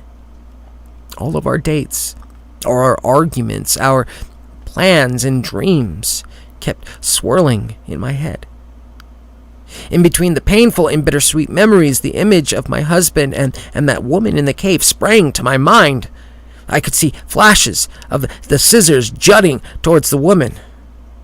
I shook my head, assuming it was stress, and my brain was trying to cope with my husband's absence. I quickly got dressed and made my way to the police station for the press conference. By the time I arrived, there were already crowds of people surrounding the police station, and I was rushed inside by two large and intimidating police officers. When I stepped inside the police station, it was buzzing with activity. There were officers answering phone calls, taking notes, and talking amongst themselves in front of a large chalkboard on wheels. On it was a photo of my husband and a photo of the woman from my dreams. One of the officers must have noticed the change in my expression while I stared at the board. He quickly explained to me that one of my former husband's former co-workers was reported missing that morning. They'd found her car in a similar way, doors open, keys in the ignition, and small spots of blood on the driver's seat. It was abandoned on the side of the road leading north out of town. As of that moment, the only connection she had to my husband was their once shared workplace. The police told me they weren't sure how the two of them going missing were connected, but they told me they had seen cases like this before. Two young people having an illicit affair and running away to be together. Tears streamed down my face as flashes of my husband smiling at his phone and staying awake at work came bubbling up in my memory. I shook my head. We were still newlyweds. He loved me. There was no way it was an affair. I asked the police if they thought there was any way it was their workplace that was being targeted, and they assured me they were exploring all the possibilities. The news conference came and went in a flash. I don't remember making my desperate pleas. I don't remember what I said. All I remember is the insurmountable urge to bring my husband home. The reporters were already aware of the missing woman and that she was my husband's co-worker. They bombarded me with questions about them, if I knew her, if had I seen them together, and if the police were sure they had not faked their deaths to be together. I think the press officer saw the hurt in my eyes at the reporter's veiled accusations, because he quickly stepped in and took over answering the questions. I quickly left the makeshift stage and found myself weeping in a back room at the station.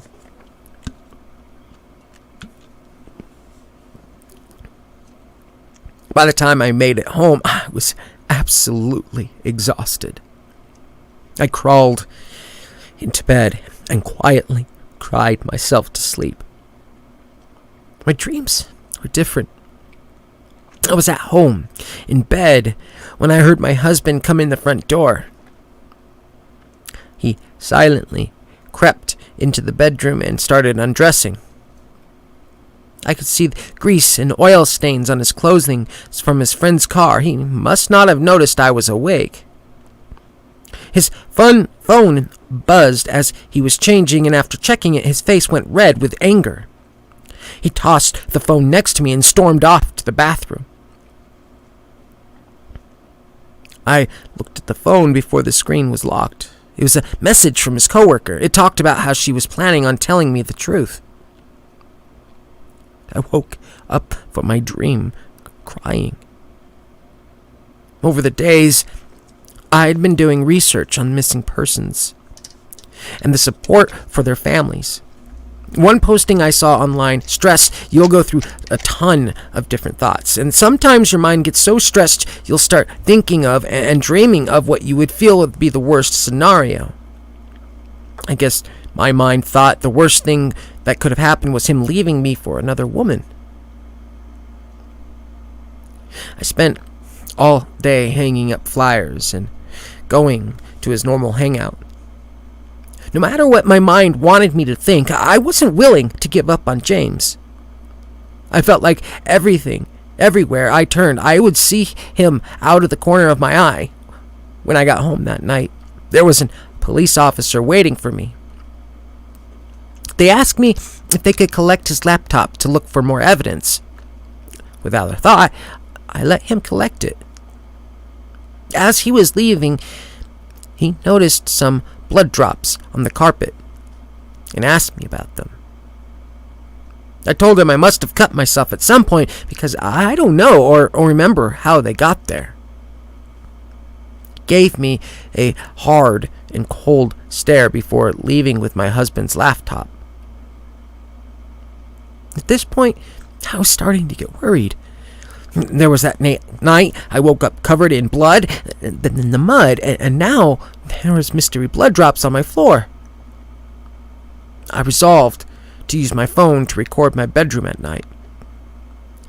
I'm not sure what I expected to film, but I left the light on in the hallway hoping I could figure out what was happening. What I caught on the video was nothing I anticipated. That night, I decided to sleep in one of James' shirts. The smell of his deodorant and cologne brought me back a small bit of comfort as I drifted off to sleep. When the dream started, I was back in the cave. My husband and the woman were still there. James was pale and sweating as if he had a deep fever. He had cuts on his body that were almost pulsating with pus. The woman's long hair had been cut off in jagged swipes. She had apparently been struggling against her bonds because the chair had been tipped over and her face was resting in a puddle of stagnant cave water, while a large rat chewed at an open wound on one of her arms. Her eyes were closed, but they snapped open when she heard my footsteps coming towards them. As I stood over her, her body shuddered with deep, guttural cries. I woke up in my bed the moment my boot made contact with her head. I was so shaken, I almost forgot about the camera. I stood up to make myself some coffee, and I walked down to the hallway to the kitchen. I tripped over my boot. The bottom of it was covered in mud, blood, and strands of blonde hair. I suddenly remembered my phone and ran to check it. Watching the video, I was absolutely horrified. You could clearly see me standing up out of bed, walking to my husband's side of the bed. I then stood there for several minutes, seemingly staring at it. I then went to my closet and dressed myself. I walked out of the room, and I could hear the faint hum of my car's engine starting. Hours later, I returned, and the sound of my boots being tossed on the hall floor was audible. When I entered my room, I removed my clothes and put them in the laundry basket. I curled back up in bed and woke 15 minutes later. What's truly terrifying, I don't remember any of this. I mean, I've been having weird dreams, but they're just dreams, right?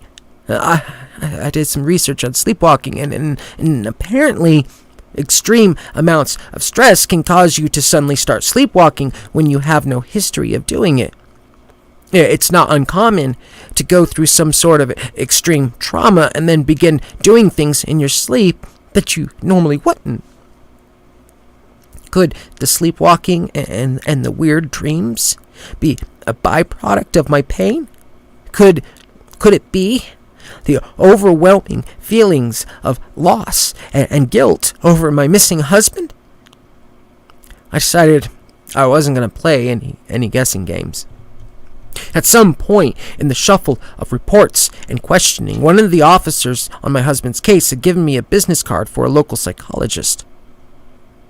I dug through my purse until I found the card and dialed the number on it as quickly as I could. A husky man answered. He seemed friendly enough, and when I explained who I was, he told me that he had been expecting a call from me.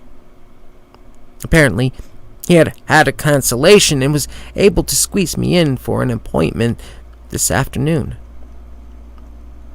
The office was small and peaceful, and the psychologist was very kind.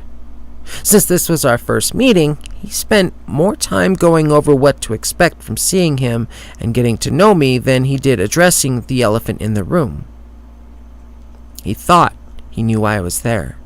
My husband was missing, and I was caught in a place between mourning a loss and hope for my husband's return. He was a little taken aback when I interrupted him to ask about sleepwalking. He coughed slightly and asked me to elaborate. Not wanting to mention the blood and dirt, I told him that without my husband, I was alone at night, and I was noticing little things being moved around the house while I slept. The psychologist eyed me up and down and calmly confirmed some of what I had read online. He studied me closely and suggested I purchase one of those little cameras that you can strap to your body. He thought it can bring me some peace of mind to see if it was actually me moving the stuff in the house, and that it would subconsciously reassure me that no one else was in the house with me. We casually chatted the rest of the time he had allotted for my appointment, and as soon as I pulled out of the parking lot, I went straight to our local electronics store. I managed to find a little action camera I could afford, along with a chest harness. That night, I made sure that all my clothes and shoes were clean and away. I put my car keys in the drawer, and I strapped on my new little observer. It took a while to find a position to sleep where the camera's straps weren't digging into my shoulder, and where I didn't think I would roll over and crush the camera. I stared at the ceiling, thinking over the last few days as I waited for sleep to take me. my husband was gone. I was having terrifying nightmares, and I was most likely sleepwalking. I don't know if it was all connected, but I was going to find out in the morning. Before I knew it, I'd slipped into another horrifying nightmare. I was back at the cave. I had a baseball bat with me. The woman was still laying on her side, strapped to the chair with her face in the puddle. Her body shuddered with deep, labored breaths, and the back of her head looked caved in. James sat upright in his chair, his skin even more discolored than before. His body was covered in blotchy green and purple marks, while his face was a vibrant, angry shade of red. He was shaking violently, and I couldn't be sure if it was because he was cold or because the infection in his wounds had finally set in. As I stepped closer, his head weakly lifted. His eyes fluttered open to meet mine. I had never seen a more terrified look on his face. His mouth opened, and it looked like as though he was trying to talk, but I couldn't hear a sound. As though I was in a trance, I turned away from him and towards the woman. I brought the bat above my head, and with all the force I could muster, I slammed it down onto the side of her head. The sound of bone-shattering contact quickly gave way to morbid squelches as the floor and walls of the cave became painted with her brain matter. Once her skull had been mostly emptied of its contents, I turned to James. Tears rolled down his cheeks as he mouthed the words, "I love you." But before he could finish, the bat made contact with his right temple. The force of the blow flung him backwards, and I walked over to him and the chair he was tied to. His face was quickly being coated with blood, and my heart ached. I swung the bat down on his face over and over until the pure look of terror had been demolished. As I pulled the bat from the final crushing blow, it caught something. Feeling it snag, I looked down and saw the camera mounted on my chest. In that moment of recognition, I fell to the floor, gasping. It was like a violent jolt ripping me out of a nightmare, just to have reality cut me down. Their blood, mixing on the floor, coated my hands and knees as I violently retched. I looked around me and realized they were never dreams. I did all of this. The memories came back in a flood. The text, me confronting him, the argument, him insisting we take a drive to clear our heads, me hitting him with a wrench he kept in the glove box, taking the chairs out of the bed of the truck and leaving him in the cave, her sitting outside my house sobbing over her lost lover, me coaxing her out and hitting her with a crystal decanter James' father gave us as a wedding gift, loading her in the trunk of her own car and tying her up next to James. I remember him trying to tell her he loved her. I remember driving their cars and walking home. I remember everything. I've been sitting on the floor of the cave, trying to process what all has happened this last week or so, to understand how I could do this and not remember, how I could sleepwalk and manage to kill 2 people. I held James' hand as his chest shuddered with its last breath, and I can only hope it brought him some small comfort. Once I finished typing this, I'm going straight to the police and turning myself in. I don't want to think about it, but the camera I've been wearing should hold more than enough information for them to figure out what happened. I wish there were some deep moral values I could impart on you as you read this, but there isn't. This was purely for me to try and reconcile what has happened. And so that no matter what happens to me, James and that woman's family will know the truth. I didn't intend for this to happen, and I hope to God I never sleepwalk again.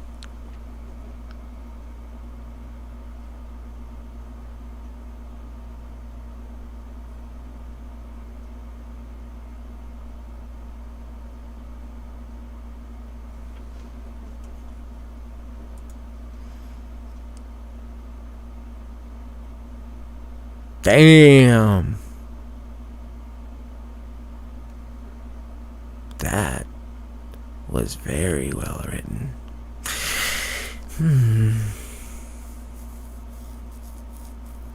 Maybe she can see. I guess we'll find out.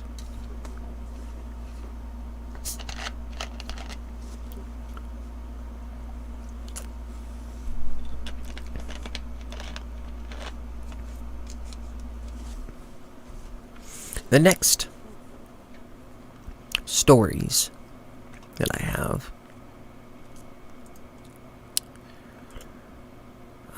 let's see here. I've gotten a special dispensation to read them. One of them is quite long, so I think I'll read that one first. It is long enough that I believe I don't know, we'll see what happens. It's quite long. There are 6 parts to this story, so we'll see how far I can stand reading. Yeah, it's very well written, without a doubt, and this author has had other writers, narrators read his works, and they're quite well done. The author is RichardSaxon. The title of the story: We've been stationed on the moon since 1988. There's a reason it has been kept a secret.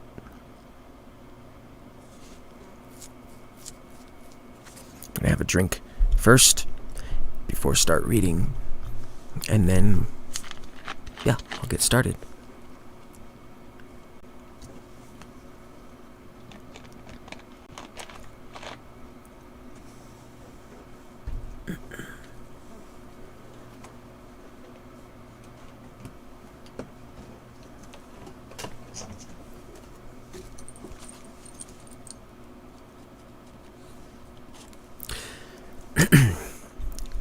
Look again at that dot.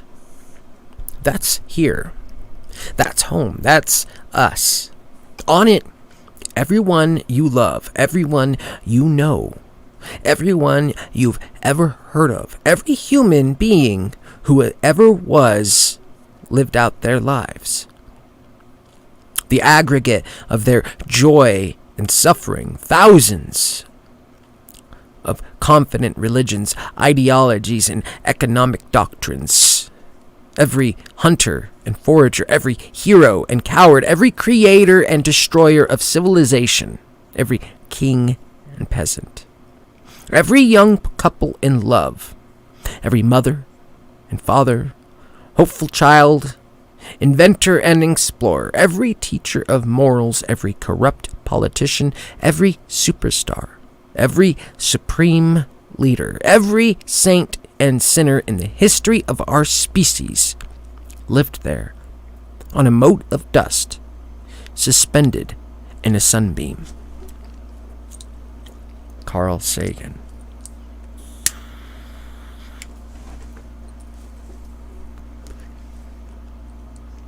After they firmly strapped us in, I took a moment to relax and enjoy the final minute of Earth's gravity before taking off.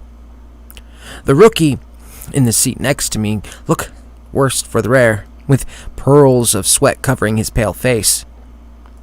He'd seemed so excited only minutes before, but I couldn't blame him. The little blue planet had been his home, and now he'd leave it, never to return again. First time in space, right? I chuckled, trying to keep the mood light. He nodded, his eyes still fixed at the control panel in front of us. I'd like to tell you that the acceleration would knock you clean out, but that ain't the case. Lying in that position, blood is basically forced into your brain. You'll be awake to feel each bump on the road, I said cheerfully. That little tidbit of information seemed to break his trance. He looked over at me and cracked a weak smile. I could have given him words of comfort or told him it wasn't that bad, but from experience I knew that facetious humor would best aid our journey into space.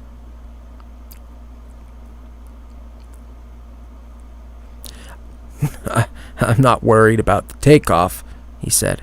It's just the magnitude of it all, you know? The countdown sequence started, and I braced myself while the rookie desperately tried to control his breath. 10, 9, 8. Time to say goodbye, kid! I yelled at him. 7, 6, 5. Don't listen to him, the pilot said. He'll love it once we break out of the Earth's atmosphere. 4, 3. Here we go, the rookie mumbled to himself.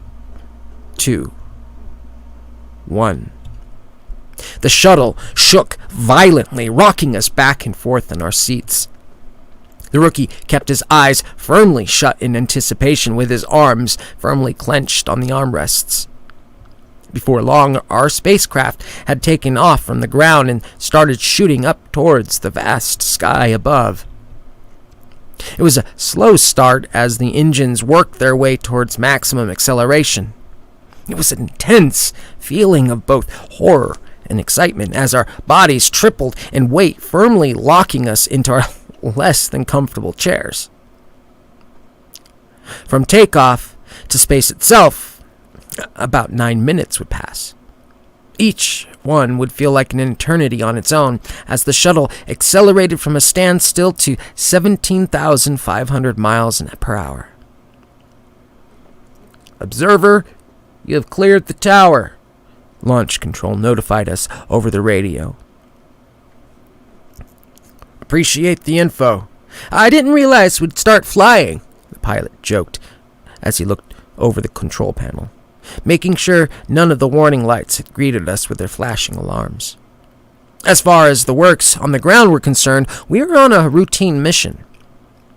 According to any official document, we'd be staying a week in space before dropping back to Earth, landing gently in the massive deserts of Kazakhstan. In reality, our mission would take us much further away from home, and years would pass before any of us ever had the pleasure of returning. What followed were 5 minutes of intense shaking. If I had known better, I would have believed we'd been thrown into a dryer as clothes tumbling around in circles. I wondered what kind of unexpected bruises I'd find once we finally reached the base. The rookie finally opened his eyes. I couldn't hold his nerves against him. He hadn't seen the best part of our journey yet, the magnificent view of Earth as we drifted away weightless in space. Observer, prepare for staging, Launch Control suggested through the radio.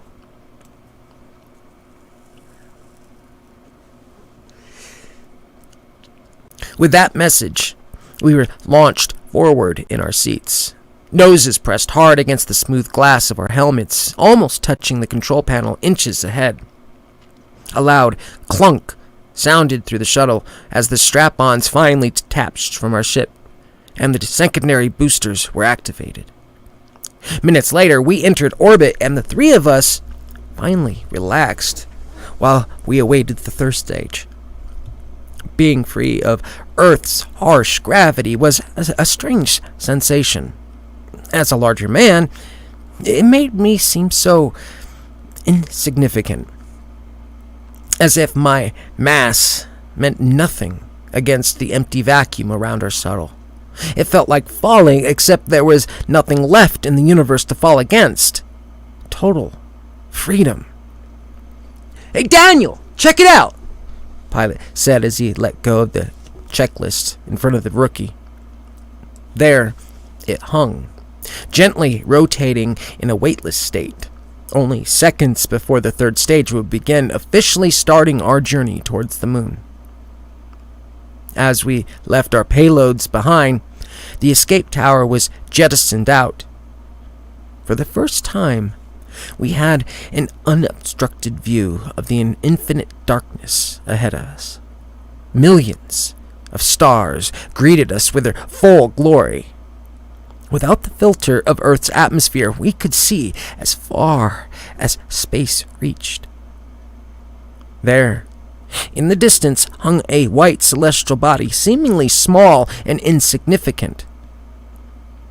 Unknown to the general public, it would be humanity's final hope. We were moving towards it at an almost impossible speed, yet barely felt as if we were moving at all. "Beautiful, ain't it?" I asked. At least the rookie seemed less panicked. Without the literal weight of Earth's gravity to keep him pinned down, he could finally just sit back and enjoy the trip. "Wow. I don't even know what to say. It's the most amazing thing I'd ever seen," he said. He spent the next few hours just staring out at space, not willing to believe he'd actually made it there. The rookie couldn't even have been out of his 20s, yet he'd specifically been recruited for a lifelong mission on the moon itself. "Tell me, was it worth it?" I asked. "Was what worth it?" "Leaving everything you've ever known behind to have the company fake your death and erase your presence from Earth, all so you could spend the next decade in a secret base, hidden away from mankind. I mean, you don't even know what the job is, do you?" He turned his attention towards me, finishing his string contest with the universe. He pondered for a moment before finally responding. All my life, I wanted to make a difference, to be one of the few to ever venture into space, to advance science. When the company contacted me, they didn't even tell me where I was going. They just said I'd be saving the world. He was smart, good physique, and socially intelligent. He could have had a fantastic life on Earth. Started a family, made shit ton of money, and just enjoyed all the luxuries home had to offer. Yet he chose to help, knowing he'd never return. I knew he was someone I could trust. The trip towards the moon would take about 3 days, leaving us with plenty of time to get properly acquainted. I'd been tasked with picking him up from Earth, and based on the file they gave me, he was nothing less than a genius.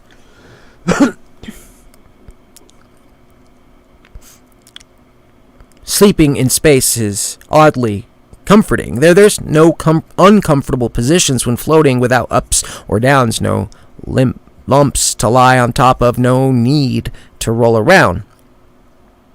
Other than that, the trip to the base was fairly dull.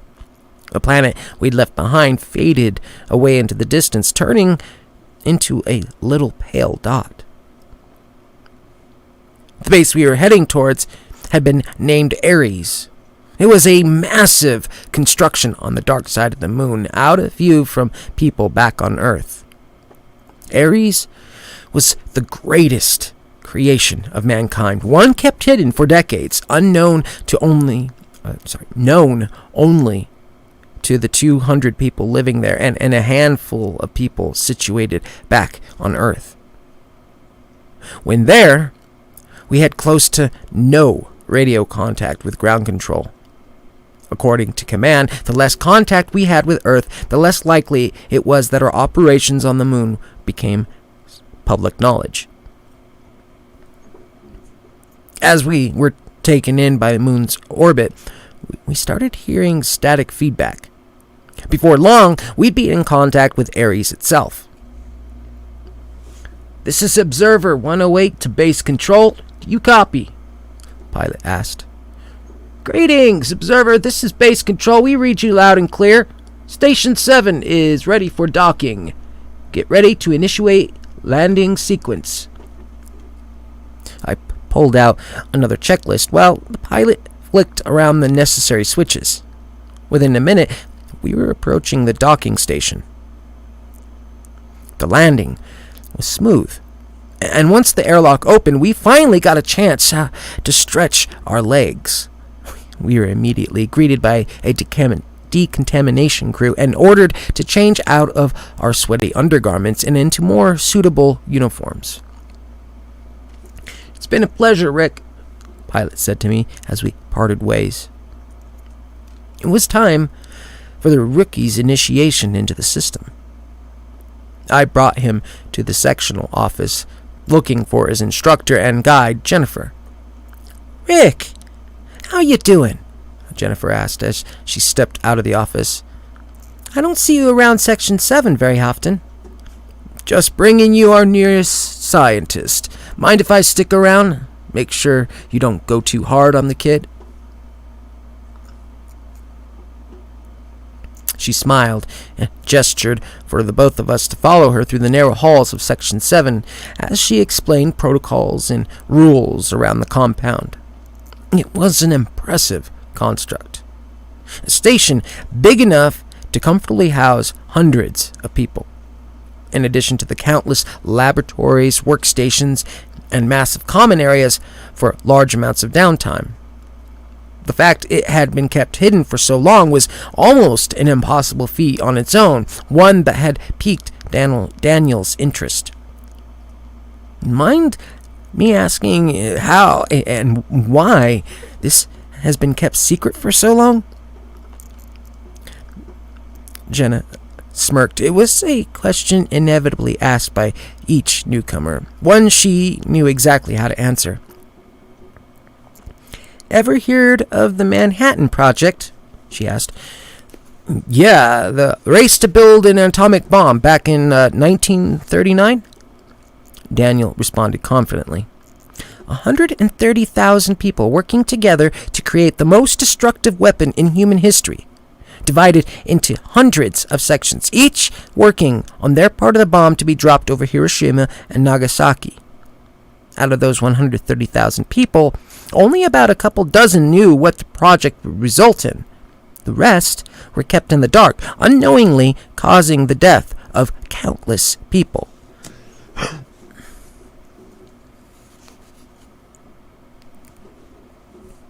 That's exactly how the Ares project was kept hidden, by giving each station a piece of the puzzle, just not enough to see the whole picture.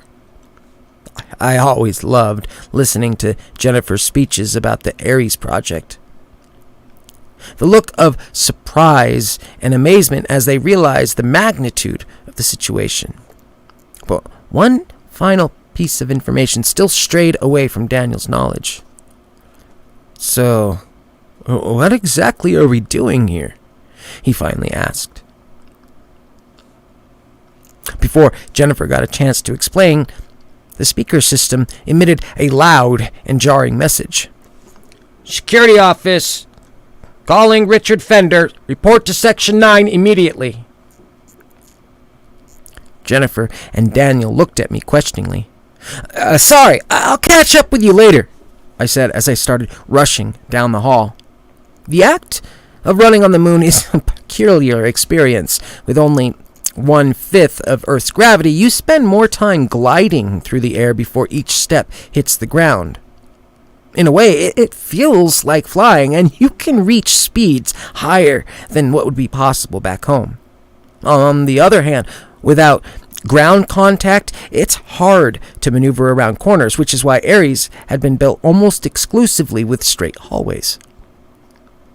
Within a few minutes, I made my way to the head security office. Inside, I'd found a whole crowd of guards and officers all frantically trying to yell over each other to make a decision. "What's going on?" My supervisor, Lance Henderson, took me to the side to fill me in. "Rick, something landed next to Pause Station 12, he said. "It doesn't show up on any of our instruments, but the crew swear they saw it." Particle Accelerator Weapon Station 12 was the farthest reach away from the main base, situated near one of the major craters. It was the last set of cannons aimed into deep space, weapons so powerful they could deflect any meteor getting too close to Earth. "What are they saying about?" We don't know. We lost contact with them not 15 minutes ago. I need you to take a team out to the station and find out what the hell is going on." I made my way to the hangar, a massive structure situated partially underground, doubling as the main oxygen production facility. The moon's crust is naturally rich in oxygen, and by converting the rocks, we effectively produced and maintained an atmosphere within the station. 3 of my colleagues, Derek, John, and Patrick, met me by one of the buggies, all wielding rifles. It wasn't a large team, but with a few trained guards we had on the station, the rest would stay behind. If something happened to us, the protocol was to lock down the entire Ares facility and abandon anyone trapped in the smaller stations. "Station 12, this is Buggy Zealot. Do you copy?" John kept repeating as we endured the uncomfortable hour-long trip. It felt like an eternity had passed before we reached the station. It was a large construct, with a particle weapon towering up from the ground, staring off into deep space. In front of the station lay a large, diamond-shaped rock covered in what looked like massive blisters, some of which had ruptures. "What the fuck is that thing?" John asked. "I don't know, but keep your weapons ready." There were still 2 buggies parked outside the station, meaning the crew couldn't possibly have left. "Station 12, we're entering through the main airlock. Get ready for boarding," I said, as we manually unlocked the front gate. We kept our helmets on, even as the airlock was pressurized and we could breathe. We didn't know what we would expect on the other side, so we had to be ready for a quick escape. We stopped dead in our tracks as we took our first steps inside. There, on the floor, lay the entire crew of Paw 12, dead and mutilated to various degree, with no sign of any other creatures. It didn't look like monsters had come in to murder the crew, but as if they simply decided to kill each other using whatever they could use as a weapon. Some of their wounds were created with surgical precision, slit throats, stabbed hearts, or crushed skull, while others were morbid, as if they had taken their time to finish the kill. The only discrepancy among the murdered was a man zip-tied to a wall in the corner some distance away from the others. While his neck had been stabbed, it didn't look like any major vessels had been injured. As I bent down to examine the tied-up man, he suddenly jolted awake, screaming in horror, "No! Stop it! Get out! Get out! I don't want to!" I grabbed him in an attempt to keep him still, worried he might exasperate his injury. "Calm down! You're safe!" I kept repeating. His fear quickly turned to despair as he noticed the corpses littering the floor in front of him. I'm sorry. I'm so sorry. I didn't mean to," he cried. I grabbed a sedative out of my kit and injected him through his port, hoping he'd remain conscious but at least calm enough to relay what happened on board the station. I read the name on his suit. Frederick. "Hey, Frederick, look at me. I need you to tell me what happened here." He calmed down a bit following the injection, then looked carefully around the room as if he was recounting the events that transpired. "I tried to kill myself. I don't know why. I didn't want to, but the voices. Oh God, the voices. They just kept telling me I had to do it. They were so loud, so fucking loud. My team, they pinned me down and tied me up, but it didn't help. I'm so sorry." He sulked, still breaking down. I looked back at the dead crewmen littering the floor. If they managed to tie him up before he died, then who killed them? What about the others? They just started killing each other, but it wasn't them. The things that they changed, that they made him do it. His rambles were only semi-coherent. The last statement piqued my morbid curiosity. Who? Fuck, the things that came for the vessel. We didn't even see them, but they were there. They got inside our heads, made us do it. I'm sorry, please, you gotta believe me. Oh God.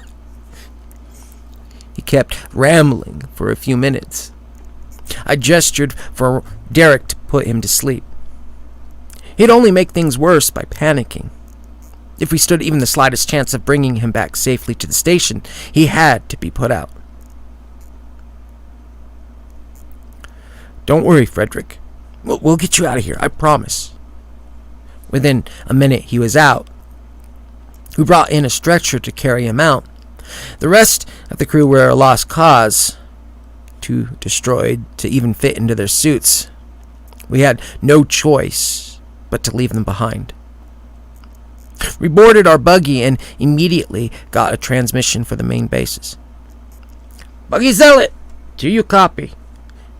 "Yeah, we made contact with Station 12. There are multiple casualties, but we are bringing back a survivor. Prepare the medical bay."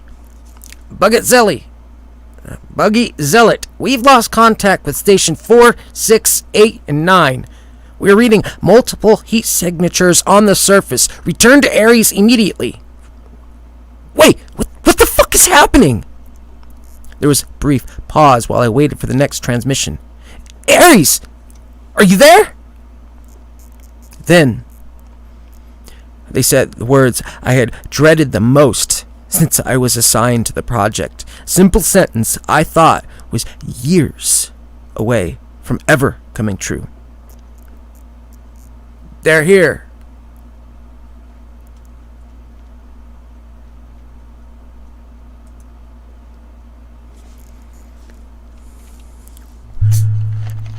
All right. In a moment, I will read part 2.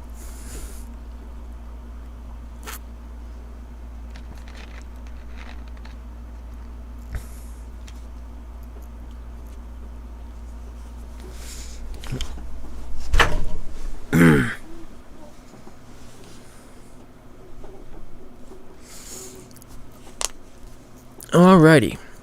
Part 2. We tied the injured crewman to our buggy, making sure he didn't slip off as we sped back to base. "What do you mean? How can they be here already?" John asked over the radio. No response. "Ares! Driving on the moon isn't an easy task at high speeds." Excuse me.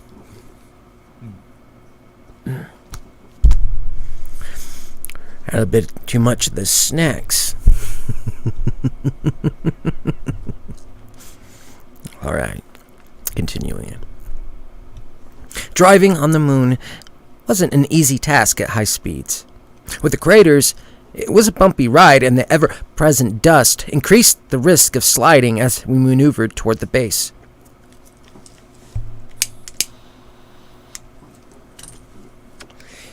Buggy Zealot, we're initiating lockdown. Hangar 2 will remain open until you arrive, but we're putting you into quarantine. Understood. We'll be there in 10 minutes. I nervously scanned the horizon, looking for any sign of movement. Whatever creatures had been inside those pods, they killed the entire crew aboard Pause Station 12. We saw more of them on the way. Each of them were diamond-shaped obsidian black containers made out of bizarrely shiny material. They were covered in blistered-like sacks, almost ruptured, but some still intact, pulsating and twitching. They looked almost wet, but any liquid should have evaporated as it hit the harsh vacuum of space.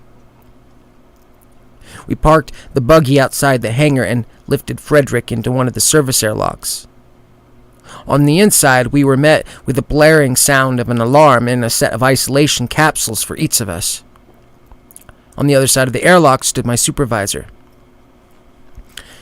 "We're gonna need you to get inside the capsules while we decontaminate the room," he ordered nervously. Lance Henderson was an abnormally calm individual, even at the most stressful of times. So to see him on the brink of a panic alerted me to the true gravity of the situation. "Lance, is it true? Are they really here?" He nodded somberly. Not a word more than needed to be said. I knew then the next couple of days would decide the fate not only for us, but for the rest of humanity. After we put ourselves into the isolation capsules, they prepared to move us to the medical bay. "Do we have any footage from the PAW stations?" Lance shook his head. "Most of it got corrupted after the pods appeared on the moon's surface. We're trying to restore it, but I'm not too helpful. I'll let you know as soon as we find anything," he said. "I'll link up with you soon. Just do what the medics tell you." The medics carried my security team and I to an isolated room. Frederick, who had sustained serious injuries to his neck, was put in a separate room next to us. It was a research facility, which meant it had glass walls for observation. There was no privacy as we got undressed and changed into sterile clothing. "You better tie him up. He's not himself," John said as the medics took Frederick to bed. By the time we'd been put in quarantine, the entirety of Ares had been put into complete lockdown. Anyone still outside the main base were on their own. Behind the glass walls, we could see crew members rush around in panic, each trying to fulfill their duties at a record pace. All the while, alarms kept blaring. Orders were shouted through the speaker system, and we could do nothing but wait, uselessly stuck in isolation. Lance called over the radio, briefing me on the situation. "Rick, we'll have your test results in an hour or so. In the meantime, we're trying to establish contact with anyone outside the main base. If they're still alive out there, we need to figure out a safe way to bring them inside." "Has anyone responded?" "No, but we've detected multiple heat signatures on the surface. A few of them match the crew's transponders, but..." He trailed off. "But what?" "There are too many of them. We don't have that many people stationed on the moon." "It's them," I said, my voice filled with premature defeat. "Yeah. We've recovered some footage from Station 12. I'll send you the files." I turned to the computer mounted on the wall and typed in my credentials. A single video file had been uploaded to my profile. A few minutes of salvaged footage. I hit play and prepared myself for the worst.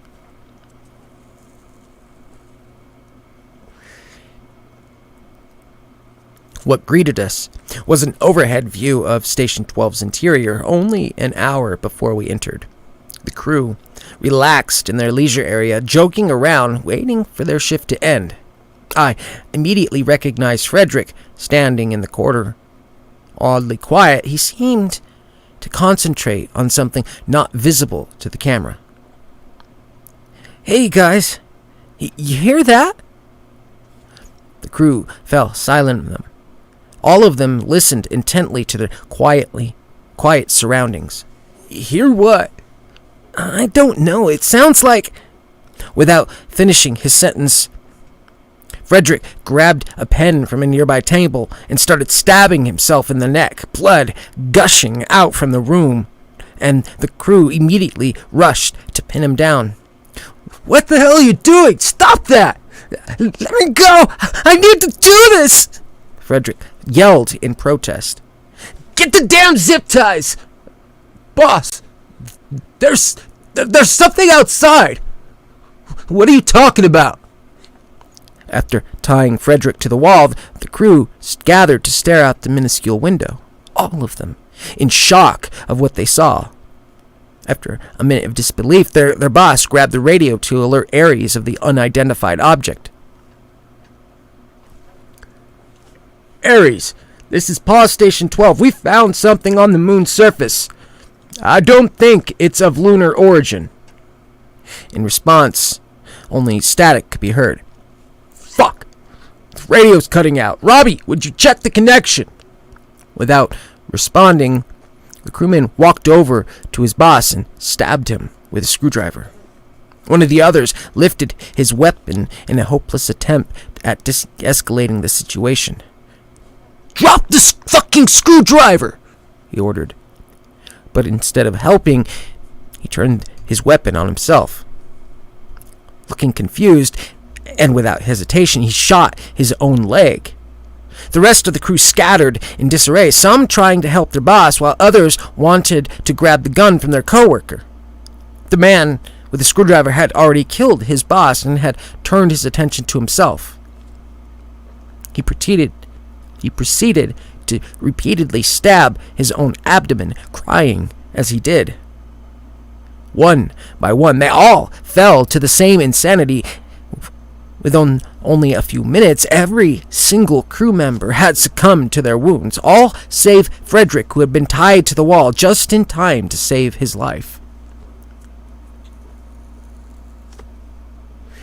The footage cut off abruptly, and we all stood speechless in front of the empty screen. "What about the other stations?" John asked. "Do we really want to witness that again?" As we discussed the undeniable reality of an oncoming invasion, we started hearing groans coming from Frederick's room. He was waking up, luckily tied to the bed. "Where am I?" he asked. "You're safe, Frederick. The doc's on his way. Just stay calm." "Oh, fuck. They're all dead." "We should have given more sedatives," John said. "Where's the damn doc?" Ares' head physician was a neuroscience of advancing age. The rookie, Daniel, would be his new apprentice. By the time the doc eventually retired, he'd take over, specifically chosen for the job. They both arrived alongside Jennifer a few minutes later. We told him what happened, and he suited up to go inside to examine Frederick. Lance finally returned after patrolling the area. He'd locked down the entirety of our section and put guards on each airlock should something break through. Staff was scarce, but each employee, guard, or scientist had been trained to deal with situations like this. "Dr. Livingston, they briefed you on the patient?" "Yes, I'm well aware of the situation," he stated matter-of-factly. "Daniel, join me inside. We're going to have to cut your training short. I've always thought hands-on experience worked the best anyway." Together, they entered the isolated room. Jennifer stood guard outside, ready to intervene should Frederick fall into psychosis once again. What followed was a barrage of uncomfortable but necessary questions. Frederick who'd attempted to kill himself only hours earlier, was undoubtedly shook from the experience, but whatever trance he'd been in had long since passed. Halfway through the examination, another alarm sounded through the base. Atmospheric breach in Section 9. All personnel must evacuate the immediate area. Lance immediately reached for his radio, demanding an explanation. Section 9, this is Security Chief Henderson. What the hell is going on? Someone just blew one of the fucking airlocks! A voice screamed from the other side. They took explosives from the factory! Who? I don't fucking know! We tried to transport it from Power Station 12. Power Station 7. We tried contacting them over the radio, but he ignored us. Is the breach sealed? Yeah, but half my team died in the vacuum. The rest of us are about to shoot up in case the seal fails. I don't know. He paused, and a loud, hammering noise could be heard through the radio. Oh my God, they're coming through the seal. Everyone get the hell out! What followed was a vague, crashing sound before the call got interrupted. Damn it! I've got to go. Jennifer, stay here and help the doc, Lance said. Absolutely not. I am coming with you. They'll need all the help they can get, she argued. What about us? I asked. Sorry, Rick. You have to stay in isolation until the tests come back. Don't worry, they'll come get you and let you out ASAP. The two of them rushed down the long hallways towards Section 9 while we remained trapped with no chance to help. Daniel and Dr. Livingston finished examining Frederick and called for our tests to be rushed through. 20 agonizing minutes passed as we waited for any updates on the situation.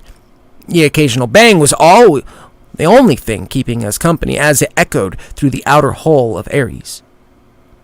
Over the radio, I could hear requests for additional security coming from various sections around Ares. It was a call no one had the capacity to answer, and I felt completely useless, stuck in isolation. Then we heard the sound of multiple footsteps rushing down the hall. Stay with me, Jennifer shouted. They rushed past carrying 2 stretchers. One of them lay Lance, bleeding profusely from multiple gunshot wounds to his abdomen. Jennifer, what happened? I asked in shock. She ignored me, and they brought the injured crew into a separate room. Though we couldn't directly see them, we could hear the utter horror in their voices as they futilely tried to stop the bleeding. It was a hopeless case. And from prior experience, I knew Lance wouldn't make it. Only minutes later, he had bled out. Jennifer came over to our room, staring at me through the glass, her eyes red from a mixture of panic and despair. Jen, is he dead? I killed him, she stuttered. You did what? He just went crazy, she continued. We were investigating the broken seal. Even with the hole secured, something got through. Every single person who hadn't gotten out of Section 9 died instantly. How many? 37. Jesus Christ. She sobbed for a moment before continuing, her blood-covered hands visibly shaking from the ordeal. As we suited up, Lance said he heard something. I had already gotten my helmet on and couldn't hear what he was talking about, but then he just...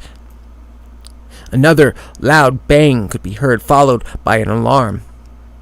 Whatever things were killing our people, they were getting into the station. He shot the others, point blank. He would have killed me too. I didn't have the choice. I had to defend myself. I only wanted to stop him, but the first bullet didn't even phase him. I just kept pulling the trigger until he dropped his weapon. I killed him. It was me. I'm sorry. I'm so sorry. We didn't get the chance to continue the conversation before the medics came to let us out. Even without conclusive test results, we had been ordered to evacuate the area. The entire crew aboard Ares was pulling back into Section 5, the central and most secure hub of the station. "They're closing all the doors in 5 minutes. We gotta go now," one of them ordered. With no time to suit up, we started rushing towards Section 5, ready to fight whatever creatures had entered the station. "I don't understand. They weren't supposed to be here for another 5 years. How is this possible?" Jennifer asked. "No idea. It doesn't make any sense." On our way, we passed numerous lockdown sections, all breached, and their atmosphere placed by empty vacuum, housing little more than dust and the corpses of our deceased crew. Multiple distress calls emitted from my radio, but we could do nothing to help any of them. All we could do was hope that as many people as possible made it into Section 5, where we'd organize a fight against the invaders. "Rick, you there? Please respond," a voice said over the radio. I recognized the voice. It belonged to one of the senior security guards, Brandon Clifford. "I'm here. We're en route to Section 5. Are you safe?" "Forget Section 5. We need you and the doc to come to the main lab immediately." "The lab? Why?" He paused for a moment, letting out a half chuckle. "We've got one of them."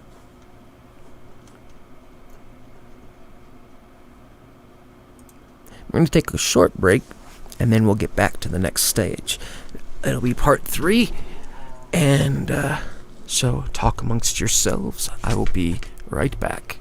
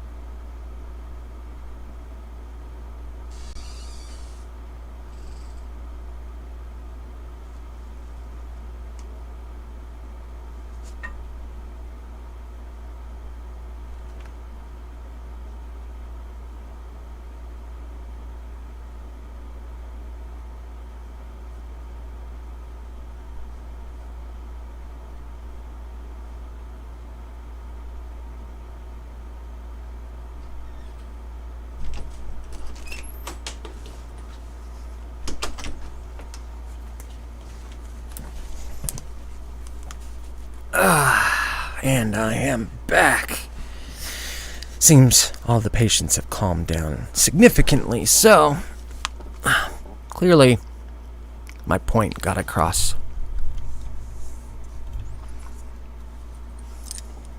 Apparently they were upset about something. I won't worry about that. It's been dealt with now.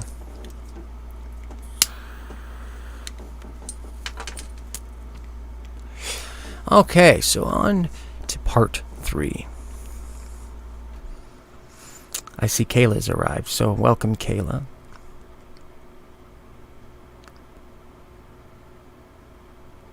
Hope you are enjoying the stories.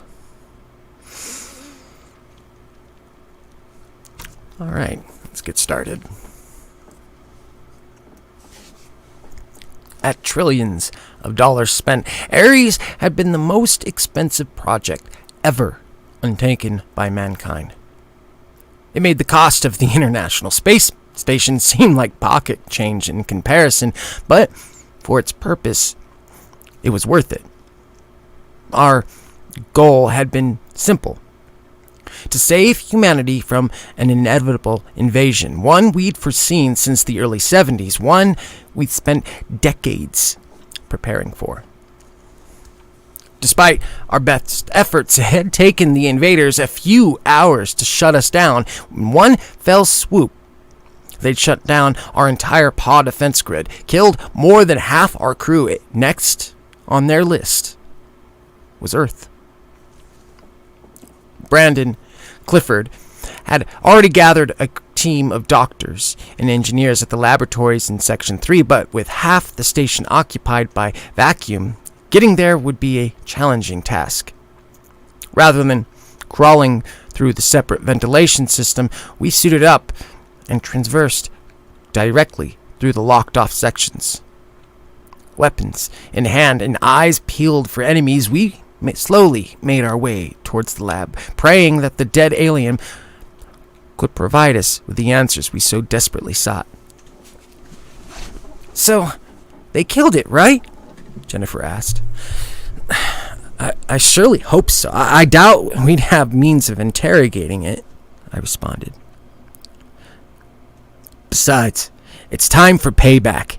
These bastards killed half our crew without so much as a second thought," John interjected. Once we finally made it to Section 3, we were met with a set of heavy metal doors. They were strong enough to withstand the vacuum of space and able to negate the power of a nuclear blast. They had to be manually activated and could only be opened from the inside.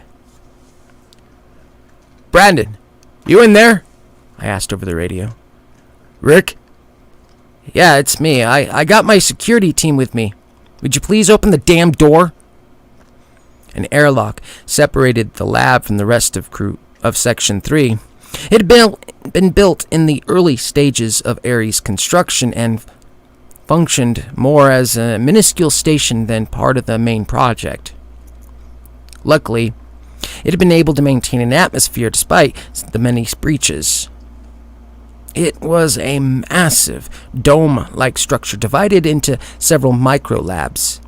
Each of them had been sealed off, hidden, and distributed to many different research teams, operating in isolation from one another. At the very end was an autopsy room.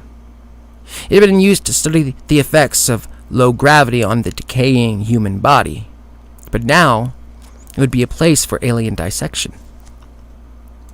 Livingston and Daniel arrived with a team of engineers just in time to escape the breach of an atmosphere.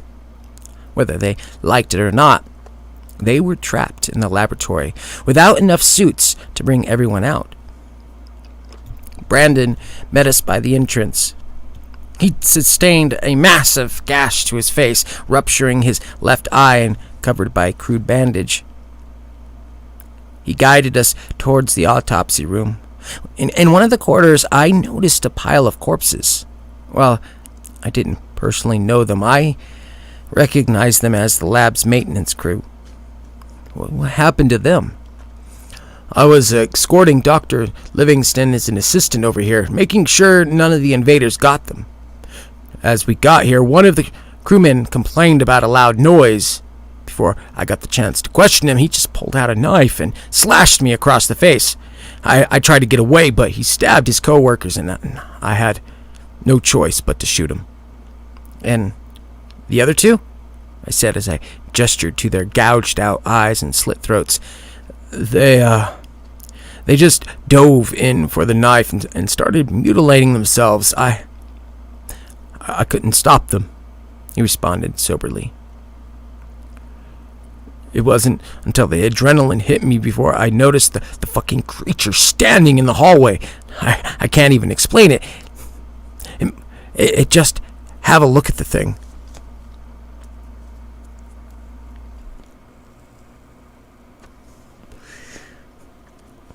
We entered the autopsy room. There, on the table, lay a massive creature. Though it had a vague humanoid features, such as arms and legs, they were grossly disproportionate to what would function on Earth. Its skin was sickly, pale white, covered in a mucus-like substance. The arms reached far beyond its own legs, which were split in half down the middle. Instead of eyes, ears, and mouths, the head was covered in deep, dark cavities. There were multiple bullet holes in its center mass, which I assumed to be cause of death. But despite the high-caliber rifle used, there were no exit wounds. "Is it dead?" Jennifer asked nervously. "No idea," Livingston responded. "Its temperature hasn't changed, and it doesn't appear to bleed.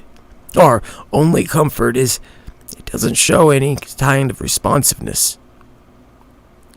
I looked back at Brandon, who tried to cope with his missing eye. "So what exactly happened to it?" "The thing was just wandering the hallway, covered in some weird, slimy film. I didn't exactly stop to ask any questions. I just shot it. 2 fucking mags to bring the thing down."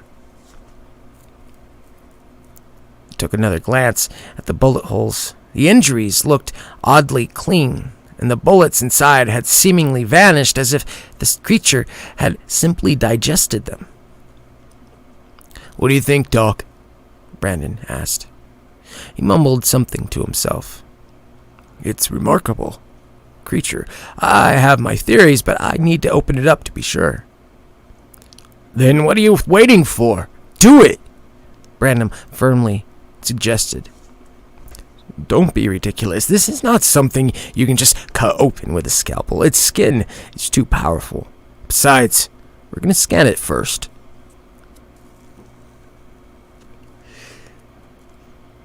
The creature must have been 10 feet tall and weighed as much of us combined. Together, we pulled it onto a portable table and slowly pushed it toward the CT scanner. Once inside, Livingston didn't hesitate to start the machine.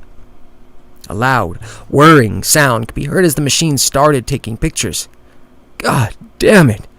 Livingston exclaimed as the computer produced the scan. To the untrained eye, it looked like a massive flare occupying most of the screen. "What's that?" I asked. "Starburst. It happens when there's metal in the way of an X-ray," Daniel explained. "They put something inside this creature's head, and we're going to remove it," Livingston continued as he rushed off to gather some tools. He returned moments later with an ice pick and a hammer. Without a second thought, he started digging into the creature's skull. Though the skin was immensely thick, it didn't seem to contain any bones. Before long, he retrieved a small metal box. "What is it?" I asked. "I needed to take it apart to be sure," Livingston said as he walked over to a set of computers. "It looks oddly primitive, though. Maybe..." Before he could finish the sentence, a high-pitched sound emitted from the speakers.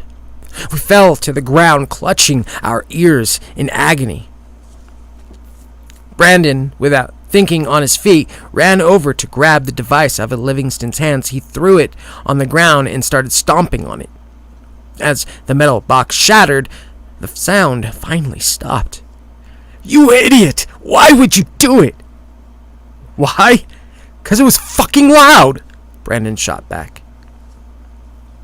Livingston collected the broken pieces and went to inspect the device.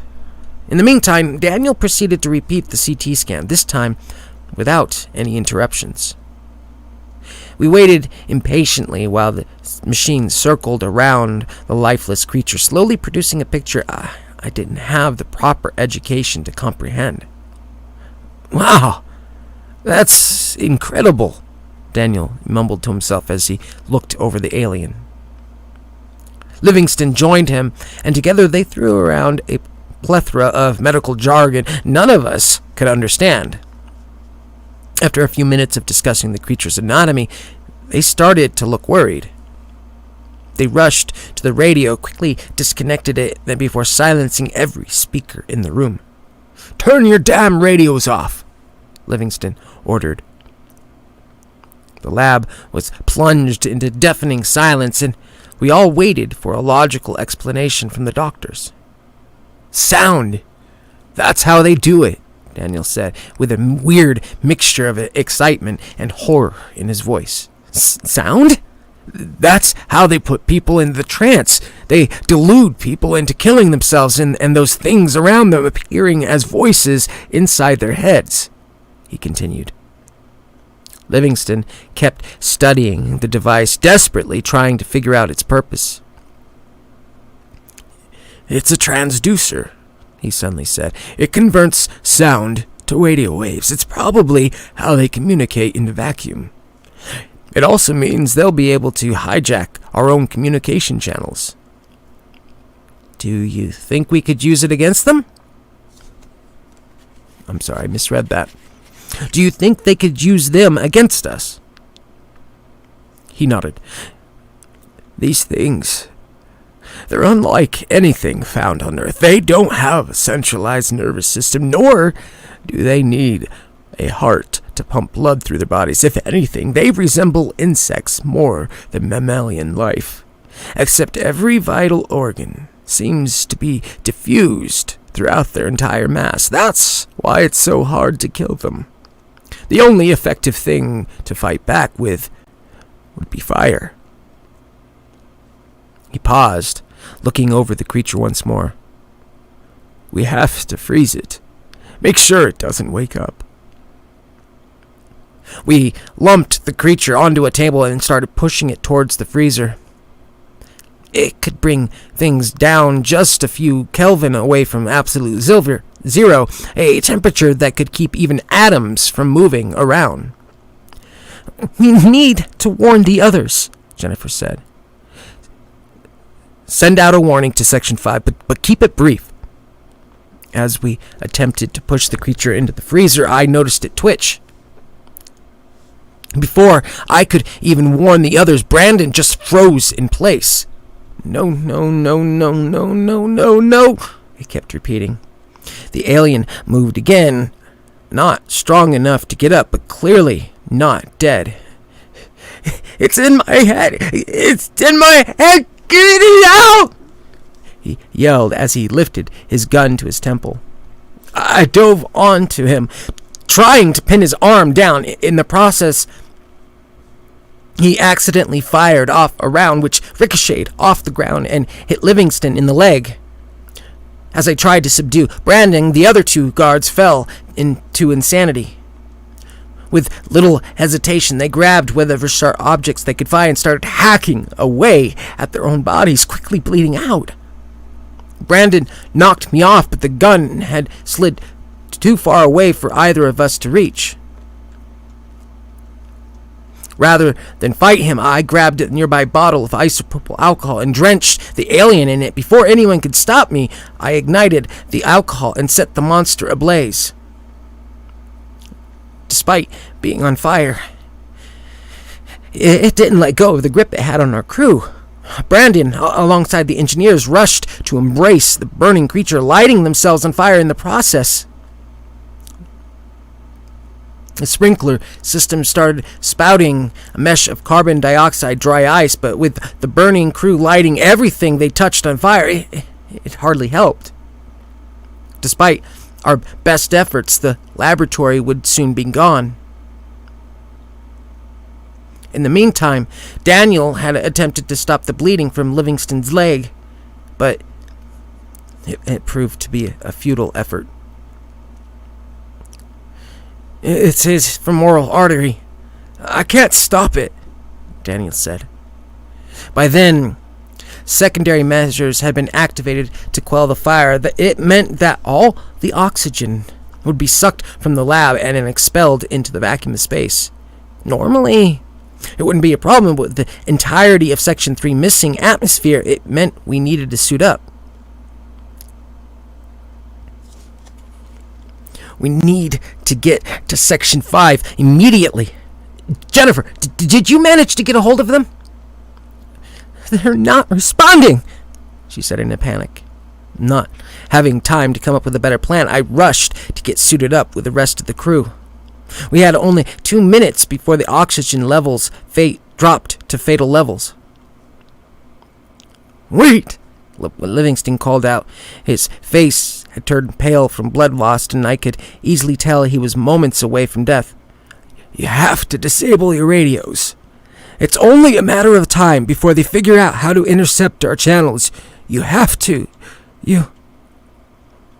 It meant we'd be walking out there with little to no situational awareness, unable to communicate with each other. Despite the horrific realization, we all knew he was right. "What about you?" "We all know I'm done for. Just go." I glanced over at the burning remains of my former security team. John and Jennifer still attempted to put out the fire, but it was far too late. "How are we supposed to stop them?" "You can't," Livingston said, his voice growing weaker with each word. "But you have to warn Earth. Give them a fighting chance." We suited up in record pace and got ready to unlock the laboratory doors. The airlock would be sealed until the fire went out, which meant we had to watch Livingston suffocate before we could even walk outside. Jennifer grabbed a paper-sized whiteboard, allowing us to communicate without radio contact, but the thought of going out there, death, still terrified me. "Don't let this be for nothing," Livingston gasped as the last bit of air got pumped out of the room. Seconds later, he fell silent to the floor. "It's time to go," I said to the remaining survivors as we unlocked the doors. Death had quickly become a faithful companion on our mission, but if we could warn Earth, it would be worth it.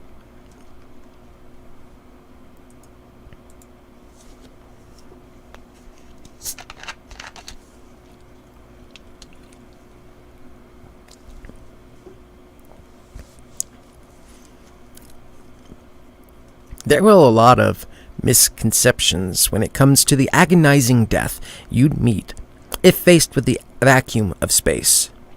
If an astronaut's suit should fail, exposing them to the vast emptiness around, how long would it take before they finally died? Would their blood boil over, or would they simply explode with nothing around them to withstand the body's internal pressure? Perhaps they might just freeze to death. Fortunately, those are not the case. The body can withstand a lot more than one might think. Liquids won't boil if inside a closed system, nor can anything freeze quickly. Heat cannot easily escape our bodies without something to conduct towards. In reality, an astronaut's death in space is a horrifying but quick process. Once faced with the internal darkness of space, there's no hope left of survival. There are only a few natural orifices on the human body. First, air is sucked out from your lungs. No matter how hard you try to hold your breath, it's simply a futile task, and they collapse within a second. Then, whatever contents that once passed slowly through your digestive tract is forced out. After about 15 seconds of exposure, you lose consciousness, but not before feeling the saliva in your mouth boil over and the vessels in your eyes rupture. Then, with soiled pants and a fading mind, your body suffocates, and your body is destined to drift through space, unable to rot until the end of time. These were the thoughts that preoccupied my mind each time I put on my suit for any extravehicular activity. Only then, the hostile territory wouldn't be space, nor the surface of the moon, but our own base. It had been plunged into vacuum as the monsters invaded, and we could only pray that anyone else had survived. During any regular spacewalk, we'd have our communication channels to comfort each other, but with the invaders hijacking our radios to kill us, we had little choice but to wander in silence. Nothing save a small whiteboard to deliver simple messages.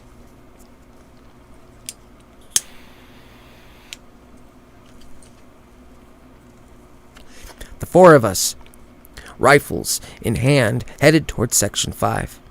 It had been the main hub to organize an evacuation, but following the miserably failed autopsy of the first invader, we'd lost contact. Fearing the worst, we could do little but check up on them. Jennifer scribbled something down on the whiteboard and held it up in front of us. Shortcut this way. Being unable to respond, we had no choice but to follow Jennifer's orders. She brought us through a service airlock which hadn't been used since the construction of Ares, but would at least allow us to bypass the most alien-riddled hallways. Once we got outside and onto the moon's surface, we were faced with dozens of new pods. Each had housed an invader, but they were nowhere into sight. We kept our eyes peeled as we sneaked towards Section 5's service entry. Our theory thus far had been that the invaders tracked us through our radio signals, but whether they could still find us without remained an unanswered question. Guns ready, Jennifer wrote on the whiteboard as we got ready to walk inside. I held my breath in anticipation, deafened by the sound of my suit's fan. On the intermittent occasion that it stopped, I could feel and hear my own internal organs churning, the beats of my racing heart and the blood rushing through my arteries. As we opened the airlock, we expected a rapid flow of air to escape the middle compartment, yet we were faced with another vacuum. I felt my stomach drop as I was hit with the realization that Section 5 might have gone under. We raised our weapons, ready to face whatever monstrosities laid on the other side. The doors opened, and what we were faced with, it didn't even resemble Ares at all. The entire section had been terraformed, and the air had been replaced with an empty vacuum. The walls were covered in what looked like the charred remains of bluish flesh, and the ground lay mangled body parts seemingly belonging to both our crew and the aliens. I checked the room for explanation and quickly found a massive hole on the section's hull.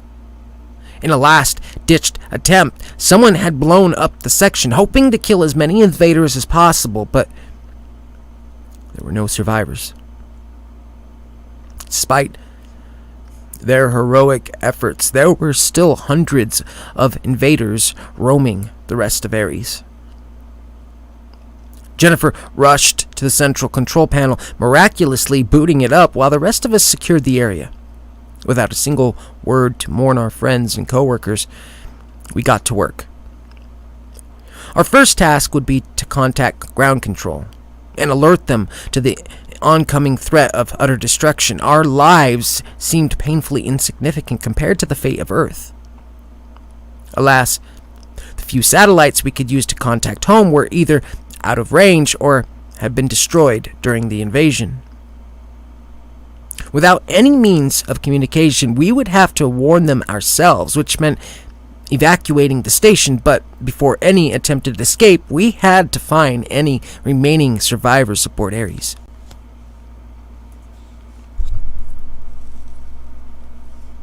I begged internally that someone had escaped, but deep inside I knew it was little more than childish hope. We attempted to track any familiar heat signatures through the system. It was a slow process to filter out the numerous invaders, but we waited patiently, hoping they wouldn't find us. There were a few crew members on the station who managed to get their suits on before the slaughter. Daniel went to each and diligently checked for signs of life, but just like the rest of the crew, they perished in the explosion. Standing guard without aid of my own hearing was a horrible task. I periodically glanced at Jennifer, hoping to see she made progress with the computer. Despite not being able to see her face through the helmet, I could tell by her body language that the news wouldn't be good. She was quickly losing the last ounce of hope she had left. After a painful few minutes, she held up the whiteboard. 154 invaders, she wrote.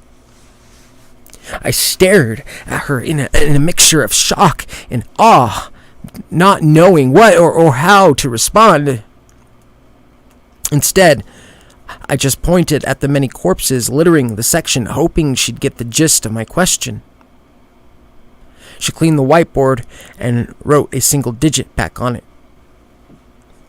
0.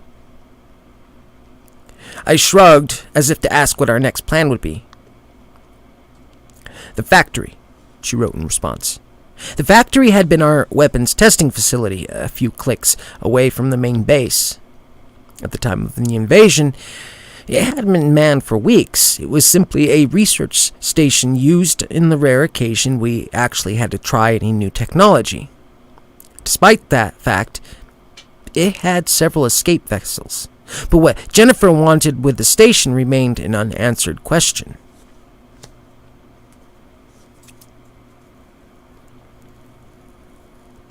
At the very least, it might not have been taken over.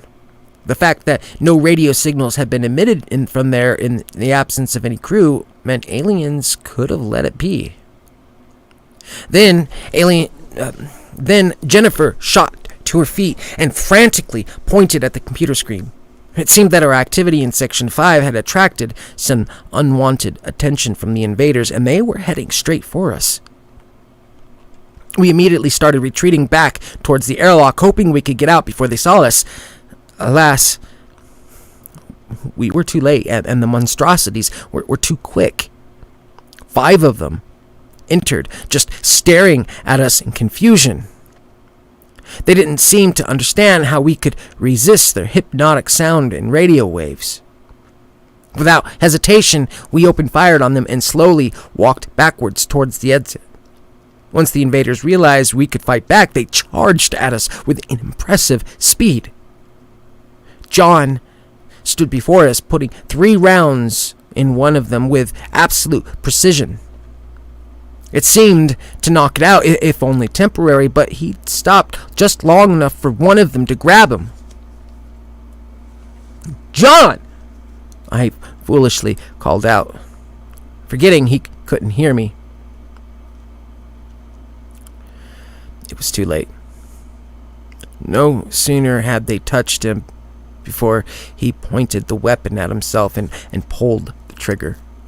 The bullet ripped through his abdomen and blood spurted through the hole, lingering temporarily in the vacuum before starting to boil. Regardless of the bullet itself, the vacuum would kill him in under a minute. We could do nothing but keep firing as we pulled back into the airlock. Unable to help him, we closed the airlock, giving him one final look of pity as his blood boiled in the harsh vacuum of space.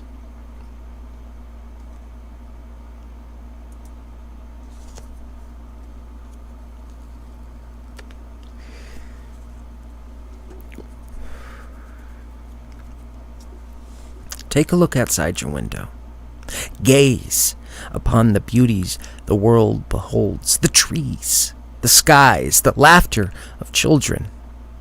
They walk around, ignorant of the fact that their world might end at any given notice. It could happen in less than a second while you peacefully sleep at night, and you'd never realize it.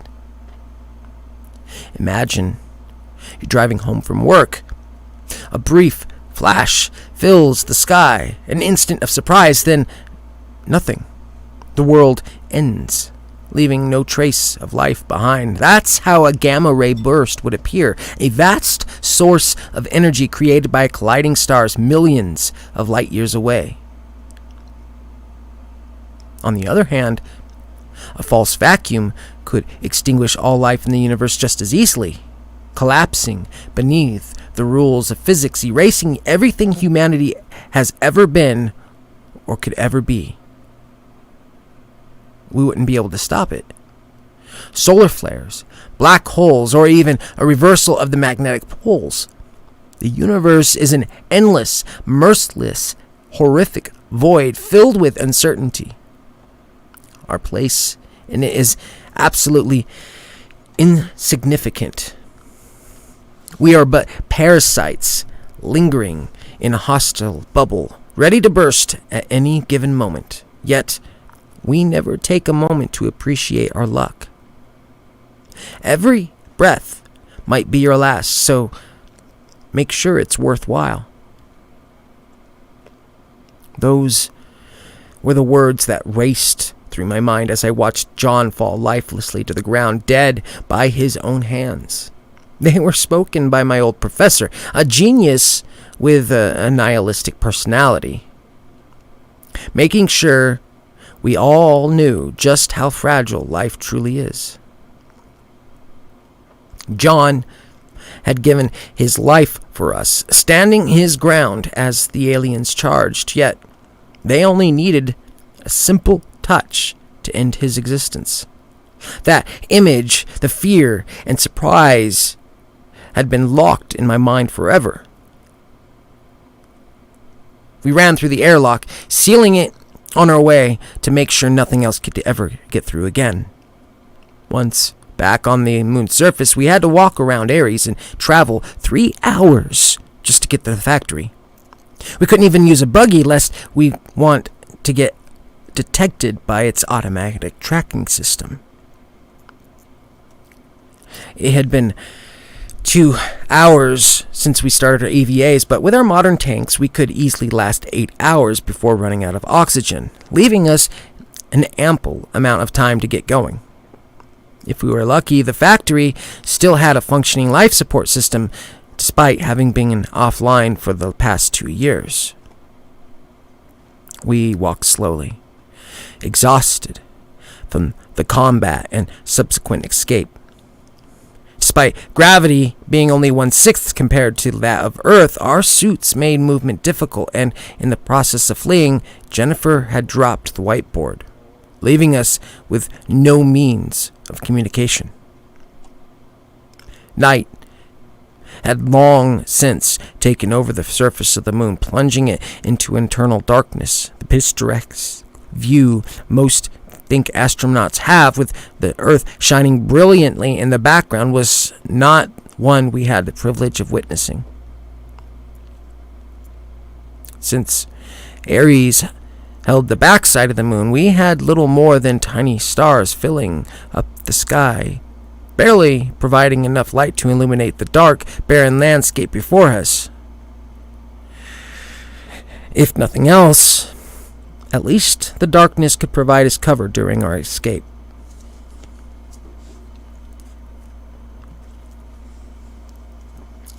2 hours passed, and we inched our way closer to the factory. Our path barely lit up by our weak flashlights, purposefully set low to avoid detection. By then, we could just barely see the peak of the factory's observation tower, and we knew we were getting close. As we took a break to admire the magnificently tall structure, we noticed something drifting across the sky, barely visible in the darkness of space. It was another drop pod. It shot down, creating a minor crater on impact. Like the others, it had an obsidian black capsule and multiple massive blisters, each seemingly to contain an invader. I gave the others a final glance, reassuring them that we would hold our ground until the very end. With nowhere else to run, we didn't have any other options. The first blister burst, and a slimy liquid seemed to trickle down, boiling and evaporating before it could even hit the ground. One of the aliens crawled out and got to its feet. Without hesitation, we opened fire, putting multiple rounds into both its head and torso. After about 15 shots, we finally brought it down. Before we could react, the remaining 5 blisters had ruptured, and more monstrosities crawled out. That time, we didn't even wait for the liquid to clear before we started firing upon them. On Earth, the spectacle would be loud enough to rupture eardrums and alert an enemy from miles away, yet on the moon, the murder was a silent process. Any sound originating from the chambers of our rifles was quickly quelled as it met the empty vacuum outside. The only thing we could hear were the vibrations propagating through our own bodies, shaking violently with each pull of the trigger. With limited ammunition, it wasn't long before we ran out. 2 aliens, both riddled with bullets, kept charging at us. I hit one with the butt of my rifle and shoved it to the ground. I kept hitting it where it lay, not stopping for a second until it resembled little more than a pile of minced meat. The second one that managed to prevail through the hail of bullets charged at Daniel. He grabbed onto his torso with his massive arms. Within a second, Daniel had fallen victim to the control and pointed his weapon at himself before pulling the trigger. Nothing happened. His gun was empty. Once the first option failed, Daniel attempted to rip his spacesuit apart, an impossible task, luckily unknown to the alien.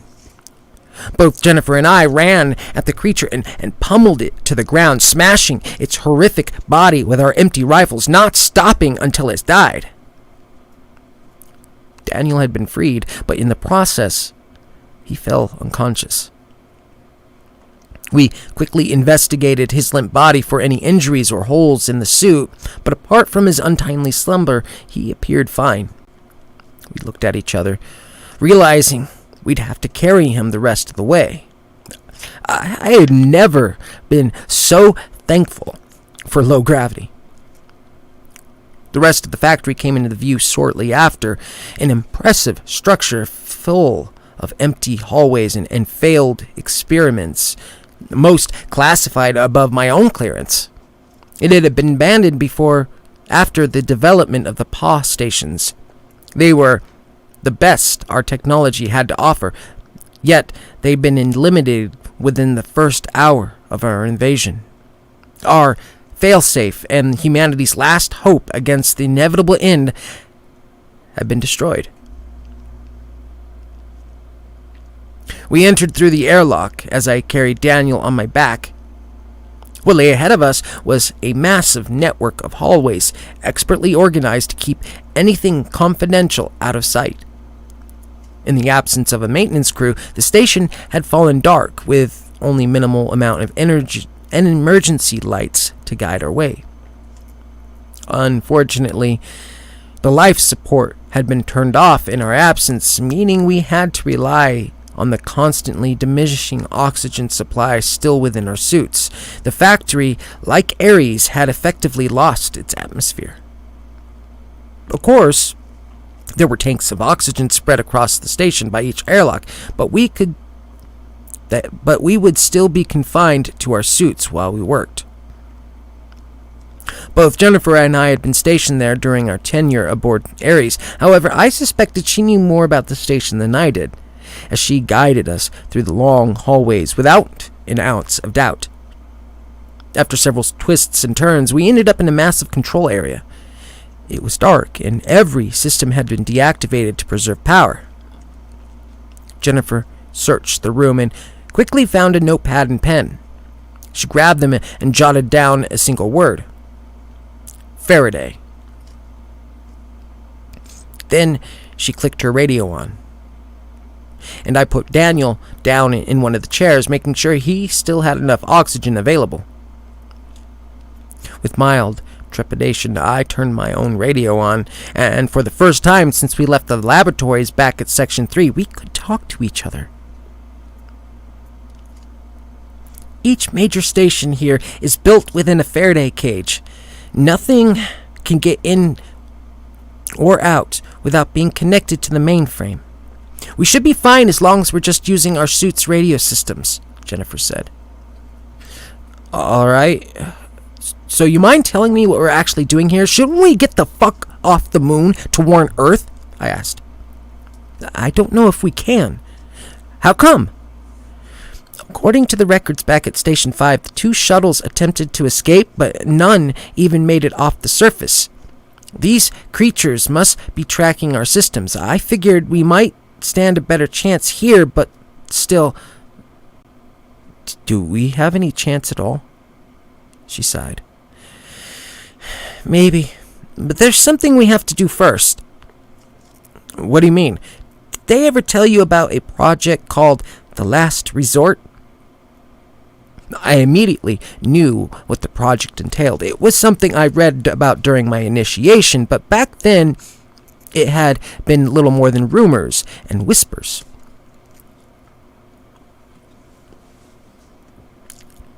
Just a theory none of us ever believed it would come to fruition. As I processed the shock, Daniel started to wake up.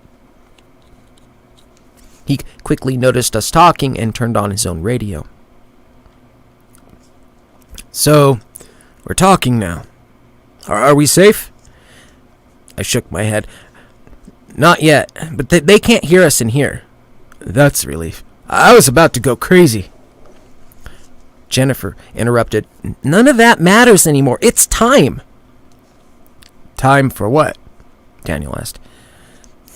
We're gonna blow up Ares.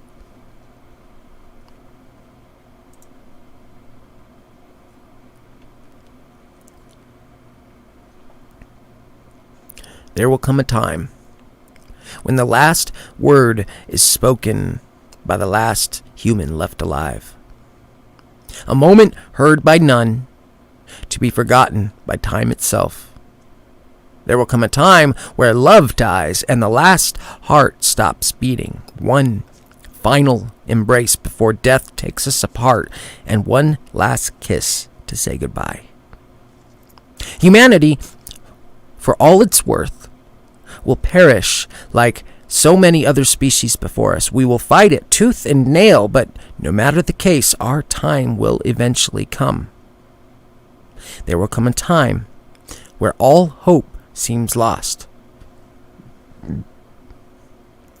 But we will not give up, because our lives and the lives of those we love are worth fighting for.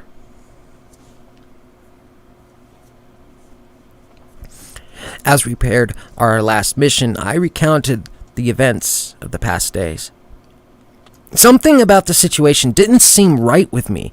We'd been monitoring the oncoming invasion for the past 50 years, yet we completely missed its imminent arrival.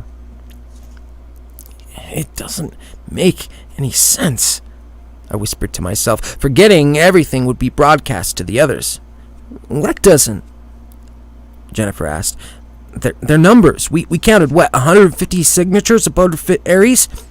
A weirdly small force that arrived 5 years ahead of schedule. How do you explain that? The ship we had detected back in 1970 was the size of the entire United States, but it's not here. What are you saying? Daniel chimed in. What if this is just a scout party? What if the main invasion is still 5 years away? If they're all confined within Ares and we blow it up, it should give us enough time to make it to Earth and warn them. My words, meant to comfort, hardly brightened the mood. If a scout party took out the best we had to fight them, then I'm afraid we're utterly fucked, Jennifer responded. At least we know how they operate. If anything, I'd say it's the best advantage we possibly could have gotten. We need to make it back to Earth, I said. It was a simple enough plan in theory, but even if we managed to blow up Ares, it wouldn't ensure that every single alien died in the blast. So, the last resort, what is it? You know how Nikola Tesla worked on wireless transfer of electricity? Jennifer said. Daniel nodded. Well, it's like that, except weaponized. It's supposed to be a device that irreversibly damaged electrical systems by overcharging them. Harmless to people, but it could render any enemy station useless. Unfortunately, it had the side effect of blowing everything to pieces, so we repurposed it as a measure of last resort should anything take over Ares. Better than killing everyone with nukes, I suppose. Don't worry, we have those too, but let's not kill ourselves while we still stand a chance, I shot back. In the end, we knew at least one of us had to escape, to get a warning out to Earth. If we could kill any of these bastards in the process, that was just a bonus. Before we could fire the weapon, we'd need to restore the factory's power. Jennifer would take that task and head for the basement. Once there, she could redirect any power from the neighboring stations and funnel it into the last resort. In the meantime, Daniel and I would climb the observation tower, from where the last resort could be controlled. Once activated and Ares had been destroyed, we would retreat to the main hangar and pray that any of the escape shuttles still remained functional. Fuck it. Let's not die today, Daniel said. Once we leave this room, we can't communicate anymore. Should they hijack our channels, we're done for. We need to maintain total radio silence for the next few hours, no matter what happens, I ordered. They nodded and quickly turned off their radios. It was time to re-enter the silent vacuum outside. No sooner had I turned my own radio off before I regretted not speaking any words of comfort. For all I knew, these could be our last words ever spoken. We left the control room, equipped with little more than some paper and pens. Jennifer instantly ran to the lower levels while Daniel and I headed for the elevator that led towards the observation tower. With the power mostly out, the elevator didn't run, which meant we had to move up the ladder within the shaft itself. It was an exhausting climb despite the lower gravity. We made slow progress, but determined to save ourselves and Earth, we eventually got there. Daniel gave me a look, not knowing what to do. His face was wet with sweat, both from nervousness and exhaustion. I gave him a set of basic instructions, just which switch is to be turned on and which off. He diligently followed orders while I started to reprogram the weapon. While its basic functions were active, we had to wait for Jennifer to turn the power back on before we could initiate the firing sequence. Half an hour quickly passed and I started to get nervous. Another 10 minutes, and I was about ready to go looking for her. As I jotted down an explanation to Daniel, I noticed one of the lights turn on, alerting us that the power had returned. Without hesitation, we started the firing sequence and counted down the seconds until activation. Even from the observation tower, we could just barely see the peak of Ares, a place where 100 of great lives and trillions of unimportant dollars had been lost. It had been all for nothing. Then the weapon finally charged. "Ready?" I wrote down on a piece of paper. He nodded, and we fired the weapon. For a moment, I feared that Ares was too rid of oxygen to ignite the blast, but these doubts were quickly stifled as a massive explosion emerged over the horizon. Tons of debris shot up from the moon's surface, powerful enough to escape orbit. A few seconds later, the ground beneath us rumbled. The shock waves couldn't travel through a vacuum, but the explosion itself had been enough to shake the ground. Holy fuck, I could see Daniel's mouth silently. I managed to rescan Ares for any identifiable heat signatures and radio signals, but in the wake of the explosion, I could only get a static-like image that proved impossible to read. There was no way to know how many aliens survived the explosion, but I knew that whatever was left, they'd head straight for us. We evacuated the tower. Luckily, the elevator had been activated alongside the rest of the station, meaning we didn't have to climb down. It was a minor victory, but it came with the downside of re-establishing atmosphere. With the power returned, we knew it was only a matter of time before the generators down in the basement produced an effective atmosphere. Soon, we'd be able to breathe and hear. By all measurable metrics, time was running out. The hangar in the factory was filled with experimental vehicles, most only used for local travel and none helpful in our escape. Despite that, the factory was equipped with several escape shuttles, 2 of which were still docked. Back on Earth, common fuel only has a shelf life of about 3 to 6 months. Kerosene fuel, on the other hand, can last years without degrading, and the factory had plenty of it. Once we got down there, I started the fueling process. Still, Jennifer was nowhere in sight. Once the process of refueling had started, I took to the control panel and scanned for any signs of life in the vicinity.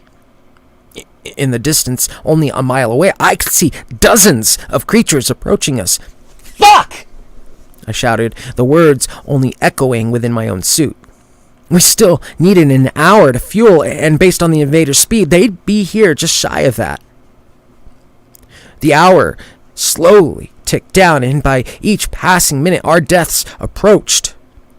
I couldn't risk waiting any longer, so I signaled for Daniel to stay put while I went to search for Jennifer.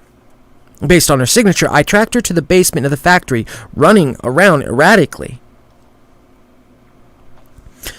I rushed through the dimly lit halls, slowly starting to hear the echo of my own footsteps. By then, the atmosphere was almost fully restored. The basement was a massive room filled with generators converting moon dust to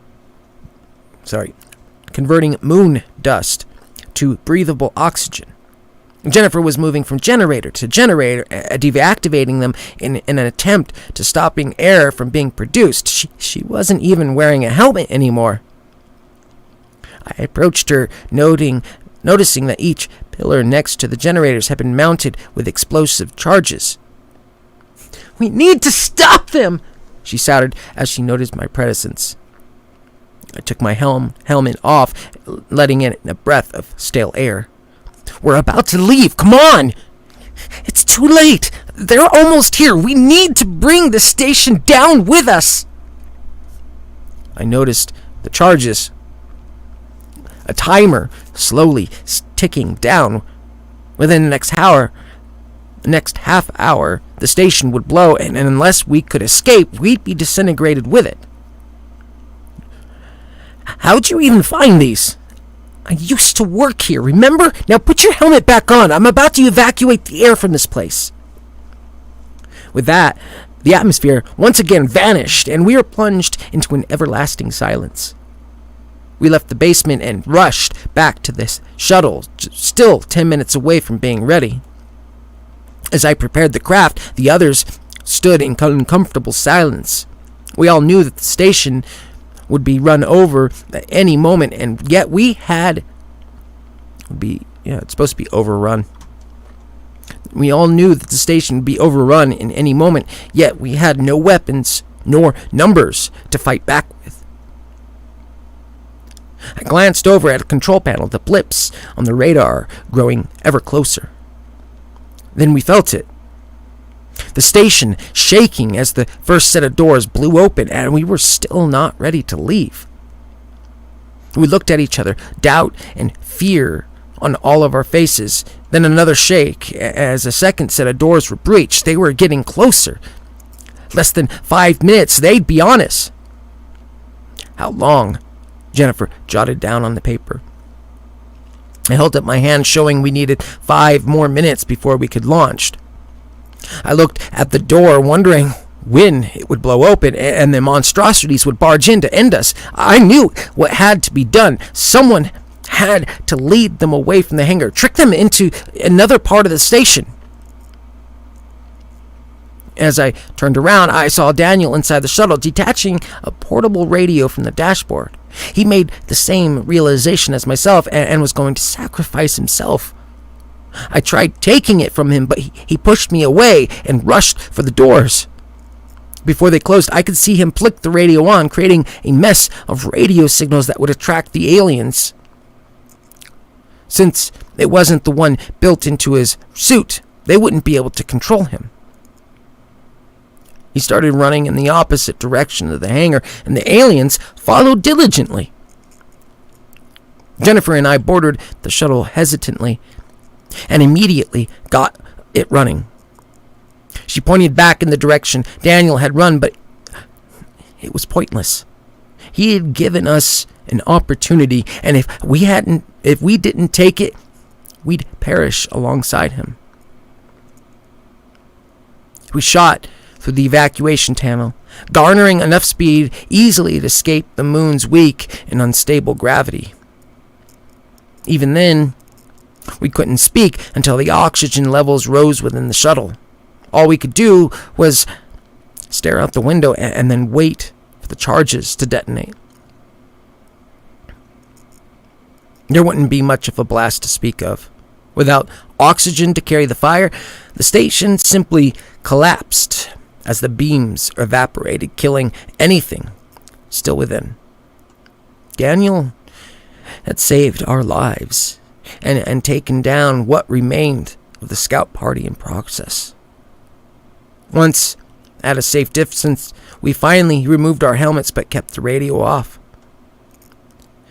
"We made it," Jennifer said with a somber tone of voice. It was a bittersweet victory, and I let out a sigh of both sadness and relief.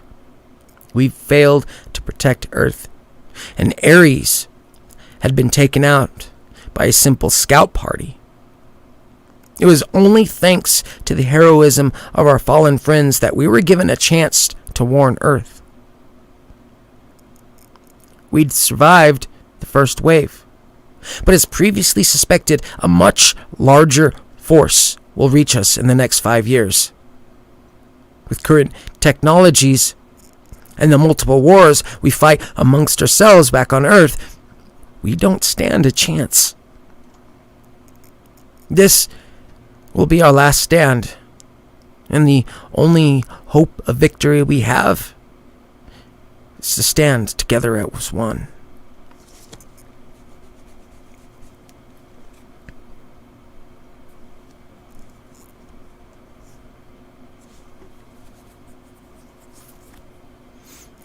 And that is the end of this story. As I said earlier, today was going to be a shorter stream. I believe I will be ending it now. I have to deal with these patients. They need some punishments, as I said earlier. Now, what do you guys all think? Have you decided? Do you think I should go with a lobotomy or some electrotherapy? I don't know. Yes, it was a great story.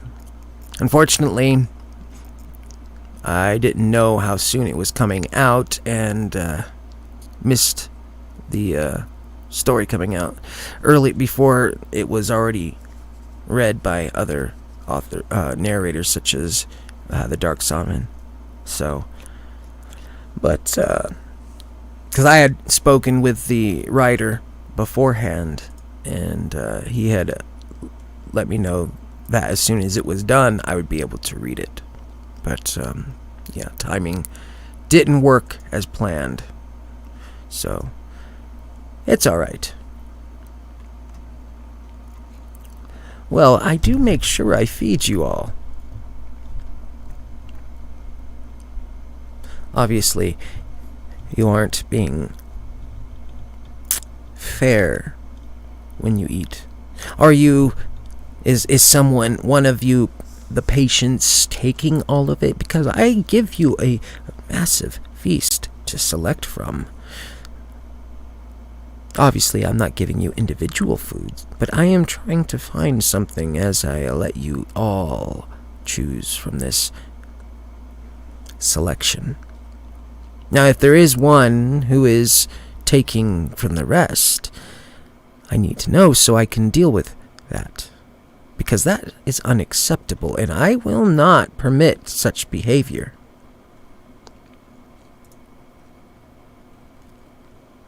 Well, it might not be a snack for you, but it is definitely a snack for me. It's so yummy.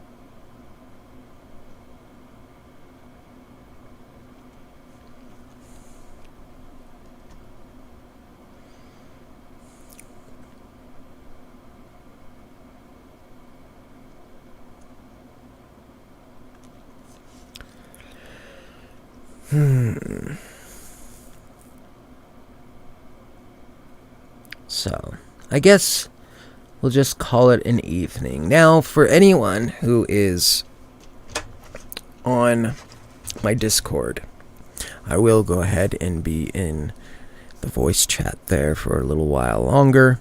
So if you want to chat, more than welcome to. Go ahead, could someone go ahead and put a link to my Discord in the chat there? I don't see it here on my system right now. Give me a moment. I'll find it.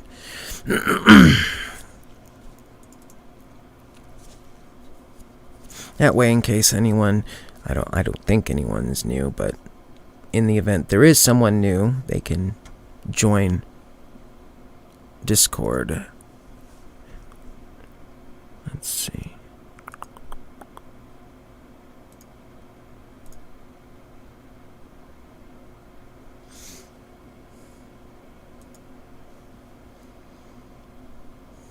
Aha, found it. Oh, okay, looks like Casey has already got it.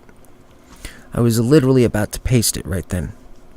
Alrighty, so if you are interested in chatting, again, I don't know if there's anyone listening that isn't already there in the Discord, but if there is, and you would like to join, there is the link, and would love to see you. As for that, I will call it an evening for tonight's Logs of the Lobotomized. make sure you look for more people for me, because I don't quite have enough authors. I need more stories. It's not enough yet.